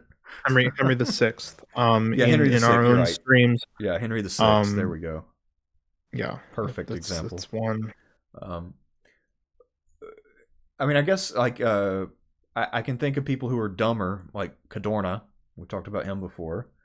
Yeah, absolutely. Uh, oh God, I'm trying to think. Who's that guy Sean said is the absolute worst general in the entire Civil War? He's the guy who got drunk at Petersburg and was hanging out in a trench Ledley. drinking. Ledley, right? Ledley. Yeah, John beats Ledley, I guess. Yeah, I mean, I get now. I think about it. Maybe I'm being too nice to John. I don't know. I guess I was trying to like make an argument about how he's not quite as bad as everybody says he is. But the more I think about it, maybe he actually was. I don't know. I mean, he's definitely a very solid F though. So, someone in the chat, Tiller, says, I know of a historian who thinks John is one of the best kings for how he handled Magna Carta, the crisis surrounding Magna Carta. That person must be a loyalist then. Or royalist, excuse me. Well, I mean, there's a certain way of dealing with rebellions of this sort where you make strategic concessions, but it's kind of, I don't know. I think that's a hard argument to make, but I haven't read the work of that historian. I don't know, but I'd say he's making a pretty difficult case to argue that John is a great ruler. I mean, I can see making a case that John was a mediocrity who was unlucky. That's about as generous as I can imagine being, without really straining the evidence. unfortunately, just given the difficulty of determining these things, we have a tier category for people who are unlucky mediocrities, and that Yeah. is an F. But I think he still did enough I think that's an F. terrible things to warrant the Yeah. F, though. I mean, he like the lack of nerve, like I mentioned, making so many of his own problems. What he did in Ireland, I mean, even if he had turned into a brilliant monarch after Ireland, there's no way he'd have gotten in the S tier after that bullshit. Oh, aren't we judging these people as monarchs? Mostly, yeah, right? I mean, then again, we've been here for 3 hours. He's our third monarch. Yeah. You've really filled up the tier list. I was not expecting there to be. Wasn't Yeah. expecting it to be so populated. Well, I mean, pretty much everybody in this dynasty has a big personality, with the possible exception of Henry III, and even he's not quite boring, but he's not as outsized as these other guys. I think it's wise to leave Henry III for next time because Definitely, yeah. I know I think that's one of the ones both of us. I mean, we emailed. It's kind of one of the ones. Yeah, and I actually found a lot about him since the last time we talked. Nice. But yeah, for me, I think John, we can go ahead and put him where he belongs, which is F. All right, poor John. Yeah. John Lackland. And Soft sword. Yeah, and now we can finish with a guy who has a way better nickname, Louis VIII the Lion. And we're going to be judging You're really stretching the definition of Plantagenet. Well, I mean, I guess he would be. It's kind of like what I'd be doing if I was doing a Byzantine tier list, where you kind of count the usurpers, you know. So I mean, obviously he's not technically a Plantagenet, but what's his claim to the throne? Does he have anything? I'm sure he's related in some way, because I mean they're all related. I guess mostly just because the barons invited him. I'm gonna look that up. I wasn't preparing at all to discuss Louis, but I'm sure finding out what exactly his and he later becomes the French king. Right. And I actually did not really look up much of his reign. I know he's famous for the Albigensian Crusade, but I don't know much about his time once he succeeds his dad. I was mostly looking at what he did in England. Louis's wife was a descendant of Henry II. Oh, okay. So he kind of is a Plantagenet son-in-law. Blanche of Castile was his wife. Okay. Seems. So she's also a regent for St. Louis. Ah. So I guess that means that he is a Plantagenet by marriage. I suppose so. I mean, so she was So he would have been a cousin, I guess, of... No. Yeah, cousin. It's a shaky... I think what can be said, it's a pretty darn shaky claim. I mean, to be fair, though, I mean, John had an inferior claim to Arthur, so... Yeah. So you can still win with an inferior claim. But one backed up with serious force. Right. Well, you can win with an inferior claim if there are certain provisions, certain customs in place for succession. Like, right. When we do the Bourbons, Henry IV's claim would be considered pretty absurd. Right. You know, he's the 12 times great grandson of St. Louis, but because of how things work, he really is next in line. But so about Louis. So yeah, John's dead. Right. Well, he's actually, this is before Louis. Yes. Days before John dies. Mm-hmm. Yeah. So, and a lot of that's because the barons couldn't think of anybody better, so they turned to Louis. And at this point, Philip II is still around. He's been on the throne for a while. He's probably not going to die anytime soon. So they're hoping that Louis is getting impatient. Louis is already like 26, I think. So they invite him. He lands. He was born, I guess, 1187. Actually, he's 28. Anyway, yeah, I had that part I forgot about. But yeah, his wife has that descent from Henry II. He's got some things going for him. He's experienced. So he's had military experience before, commanding especially in 1214. And he's the guy who kind of bottled up John. So he's got experience fighting John. And apparently he intimidated John, so that's a good start. When he lands in Kent, he's unopposed. He marches straight to London. And then he crowns himself Louis I of England. And then a lot of the nobles, of course, are throwing in for him. And King Alexander II of Scotland also says, I'm all for you. So things are going great. And actually, the worst thing that happens is John dying. The one thing that does go wrong for him before that, though, is in Winchester, the cardinal there decides that he is pro-English and excommunicates Louis. So that did do some damage, but I think if John had lived longer, it would help Louis more. Anyway, when John does die, the barons now have nobody they can rally around to hate. Because I think a lot of the support for Louis was just anti-John sentiment. But without John, I mean, who do we all hate? What do we all agree on? Well, there's no cause anymore. And then William Marshall becomes the new sort of face of Henry III. So Henry III is 9. William Marshall, is regent. And he goes all the way back. He was doing tournaments with the young king. He fought with Richard the Lionheart and the Crusade.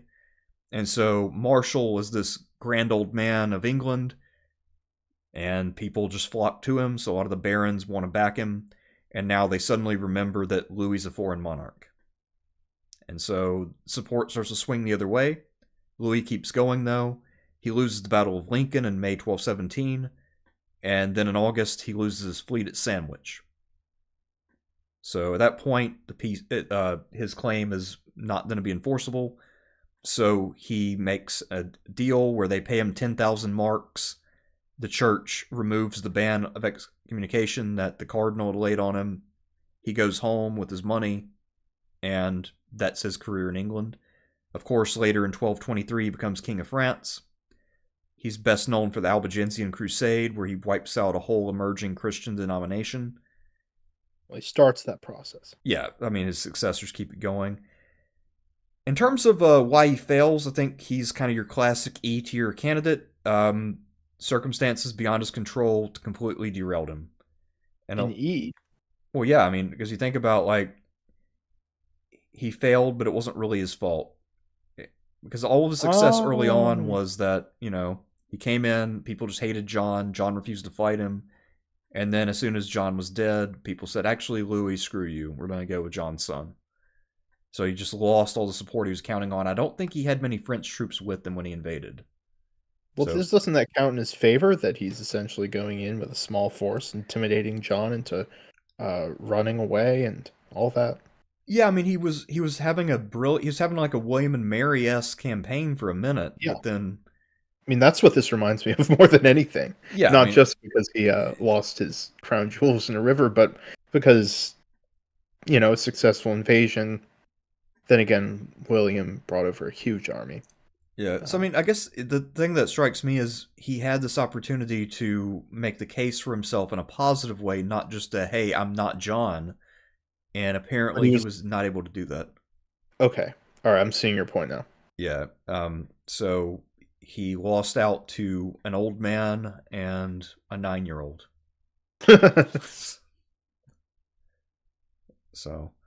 So for me, at least as a king of England, this is not rating what he did in France, and I would have to look more into his time in France. I feel like he did better in France, but anyway, here in England, he's an E, I would say.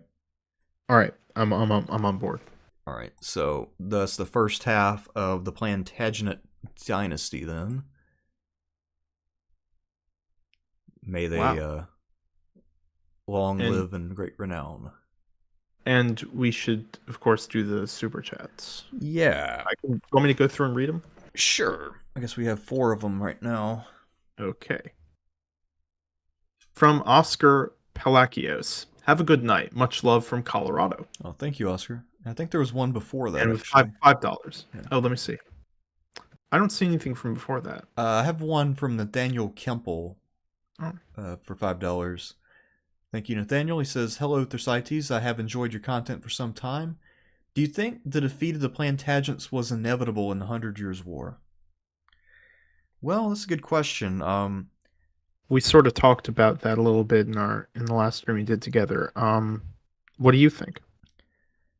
I wouldn't go so far as to say inevitable, but I do think that they did have a built-in disadvantage because the French throne had historically had the sort of claim over all those lands, and they still had this technical legal claim. So I think that the French always had the long-term advantage. And I think that, yeah, if you ran the simulation, I think 9 times out of 10 the French probably do win. But I do think the English had its shot. I don't think One it out of was 10 is hopeless. nothing. Yeah, I mean it's not nothing. It's worth going for sure. I think a different person inheriting the throne after Henry V, or Henry V living longer, maybe building up a more stable plan for the reign of Henry VI would have, sorry, Henry the yes, Henry VI would have meant a much more secure future for England itself and also for England's holdings in France. I agree. Um, Yeah, the early death of Henry V, I think, was a hammer blow because I think the English had to have better kings than the French consistently to hang on to their lands in France. yes, and the English achievement, brutal as it was, frankly unjustified as it was, in France, is pretty incredible when you consider the difficulties of supplying an army across an ocean, of mustering that many troops from such a small population, Right. and England's ability to just dominate a much larger, much richer country for such a long time. Oh yeah. Pretty incredible. No, I agree.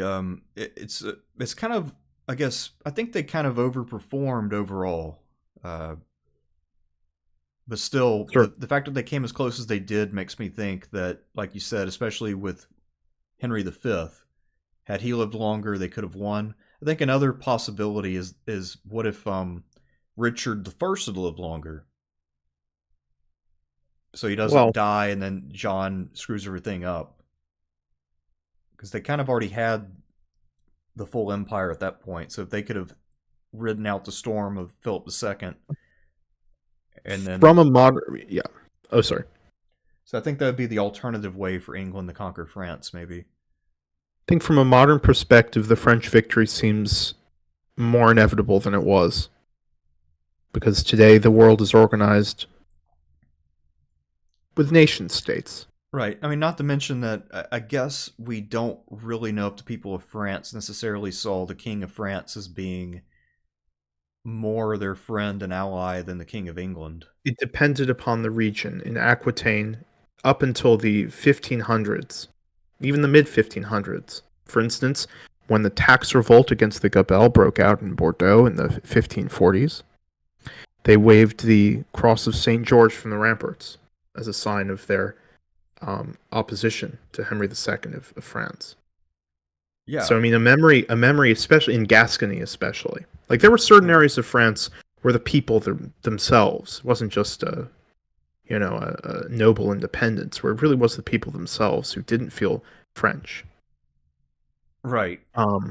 So Gascony's one, Brittany, um, the Dauphiné to an extent, And Normandy, of course. those some of those former Cathar lands.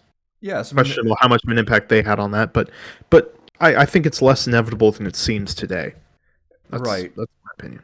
Or I mean, hell, even with John's invasion in 1214, what if Otto IV had crushed Philip, and then John could reclaim Normandy from that? I mean, there's a lot of things that could have gone a little differently. That could have made a huge difference, but yeah, I think for the most part, the English do, especially by the Hundred Years' War, they have to outperform consistently because they're fighting with smaller armies, and they do have the built-in disadvantage. Yeah.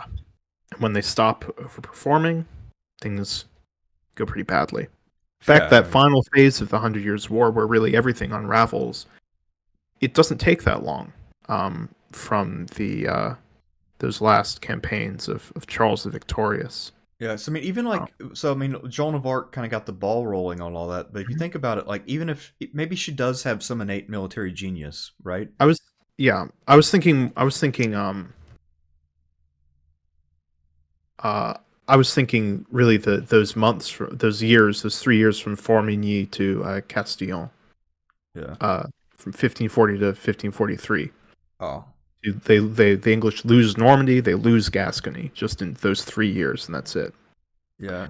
Um, So, I mean, yeah, I can see a lot of things that if they don't happen the same way, then yeah, you can see England winning. What I was going to say about Joan, though, is like, even if we assume that she probably was some sort of military genius in some way, she still couldn't have been at the height of her powers yet because she was a kid.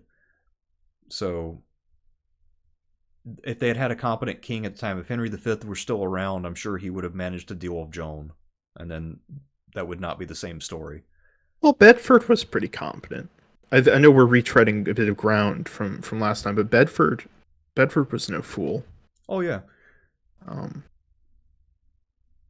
uh, and Joan had. I don't think anyone's. I don't know how common it is for people to argue Joan was a great commander, or that Right. even she was in charge of the French armies. Oh right. Oh, I mean, I'm not necessarily saying that she was. I'm just saying, like, even if we assume that, like, if we give her maximum credit, Mhm. even still, because of her age, she would have still it would have still taken her a few years to really hit her prime and really hit that stride. So I mean, in theory, early on, if there had been a stronger English presence, they should have still been able to squelch that out before it got really out of hand. And I think another thing is there's no inevit. I don't know if there's really any inevitability of the Burgundian reconciliation with the French and their Right. break with England. That doesn't seem inevitable to me either. So Yeah. I don't. What was the exact question? If the defeat of the Plantagenets was inevitable, I answer no. I agree. I don't think it was inevitable. So I believe, yeah, England could have prevailed, but ultimately, of course, does not. Uh, Shall yeah, I go. continue with the? All right. Mark Benevento writes, giving $10. Very interesting stuff. Now, if Luigi Cadorna had control over the Crusades of the Holy Land, how many battles would it take forever him to win Cyprus? A single battle. I think Well, unquestionably he would have, you know, would have performed incredibly well as he did at the 400th Battle of the Isonzo. right. So if Cadorna had landed in Cyprus, he would have never gotten to Acre. And so, years after all the other Crusaders had died of old age or gone home, he would be fighting, the 400th battle at Of wherever Isaac Nicosia. Comnenus' capital was. Yeah. Um, Now, if we interpret what Mark is saying as if Luigi Cadorna arrived there with the Italian army in 1915, Oh, well, I if he think took the army in 1915 put them in into, the time machine. yeah, then I guess he would have just won by default. I mean, Yeah, yeah, because I don't think he could have possibly lost at that point. He might have found a way, though. I mean, he is Cadorna, but he would have found a way.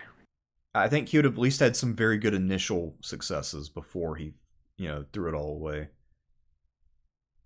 He'd Um, have probably spread out his troops too much or something like that. Would be my guess in the end. he was responsible for Caporetto, right? Yes. So he was in Right. Yeah. charge at Caporetto when everything fell apart. Yeah. So I'm guessing he could have still found a way.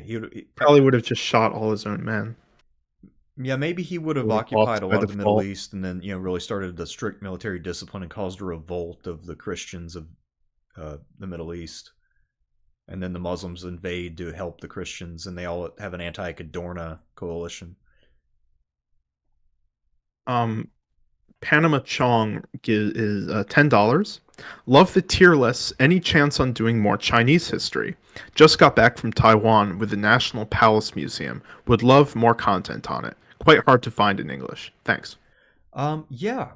So one thing I've been planning for a while is to do sort of a lecture series on the history of China. It won't be in the same detail as a lot of the other lecture series that I'll be doing.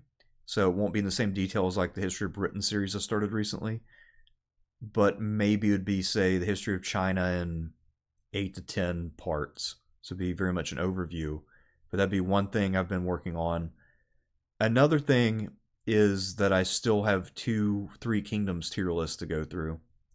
Oh, nice. So I still have Wu and Wei, and I'm sure I'll do those eventually. It's been a slow go because the research for those tends to take a while, and a lot of that's because it is often difficult to make the distinction between um, a the fictional accounts and then the historical accounts. Right. Yeah. So, and sometimes I still make mistakes with that, even though I try to do my best on that. But the sources are hard to get to, and then a lot of them have either not been translated or they're only available on this one site called kongming.net, and they sometimes don't always do what they should to distinguish between fiction and historical fact. You thought of it doing any more modern China? Yeah, a little bit. So I've thought somewhat about doing things like the Boxer Rebellion and especially the Taiping Rebellion. Oh, nice. Nice. Yeah. So those You things. should have Sean. You should have Sean on to talk about the Taiping Rebellion. I mean, I don't know if he knows much about it, but he knows he's. I mean, Civil War, like to the Right. exact same time. It's um. Uh, I there's a book I can recommend on the Taiping War. Yeah, so another one I might consider would be the Opium Wars because, Mhm. as I said, I'm doing the History of Britain series, so maybe that could be kind of a spin-off when I get to that point. My I don't know how this could be converted into a tier list, but I yeah, last year I got really into kind of as a something reading on the side just about the life of Yuan Shikai, the first president of the Chinese Republic. Um, the kind of the man in power before the collapse of the Republic and the start of the warlord era, and I guess tried to make himself emperor for a while. Right. Um, Yeah, I've also thought about doing more with the Japanese Sengoku era. So I've been collecting books on, Nobunaga, Hideyoshi, and Tokugawa, but I still haven't read any of them. I just have collected them. So which that'll. which Hideyoshi book do you have? That's one I'm still struggling to find. I know I have my Oh my god, Kindle. I do have Tokugawa, and I think I got Nobunaga saved somewhere. I've not found a Hideyoshi though. That's the okay. I got my hands on Hideyoshi biography a while ago, and yeah, it's uh it's the Mary Elizabeth Barry. Um, it looks pretty good. I've read a bit of it. oh yeah, It's I think yeah. Mary I found it Elizabeth. in Barry. Yeah, I found it in the at UConn where I went to grad school. Um, there was this entire room that got filled with discarded books from people's offices. The whole room was just like top to bottom books. And I think that's pretty sure that's where I found it, along with a bunch of other things that sparked rabbit holes on my part. Not that I know anything about Sengoku Japan. I know basically nothing. Uh, hell, I'm barely hanging on in this live stream. Yeah, Uh, yeah. I'll have to look into that one. I know there's also a book. I think because I know Stephen Turnbull is the most common English author for that period. I want yeah. to say he's got a book or some other author I've seen before where it goes all the way from Nobunaga through Tokugawa. So, but anyway, that'll be Did you something that won't happen anytime yeah. soon. Did you see any other super chats? Because There those are the are, only ones I can see. yeah, that I don't think any more have come in. Somebody said Henry V kind of got lucky at Agincourt, which, yeah, to an extent. I mean, the French kind of played into his strengths by just continuing to charge uphill against his longbows. But I guess we'll come to that at a different time if we ever go beyond the mainline Plantagenets. Anyhow, I guess that concludes today's program. So thank you, Ben, for joining me. Thank you so much. And thank you, everybody who showed up to watch all this. So at some point in the future, we'll announce a date, and then we will cover the Plantagenets from Henry III until Richard II. So I'll see you all then. I probably will be back with other stuff before that. So just stay tuned, and we'll cover what we cover when we cover it. Peace out, everybody.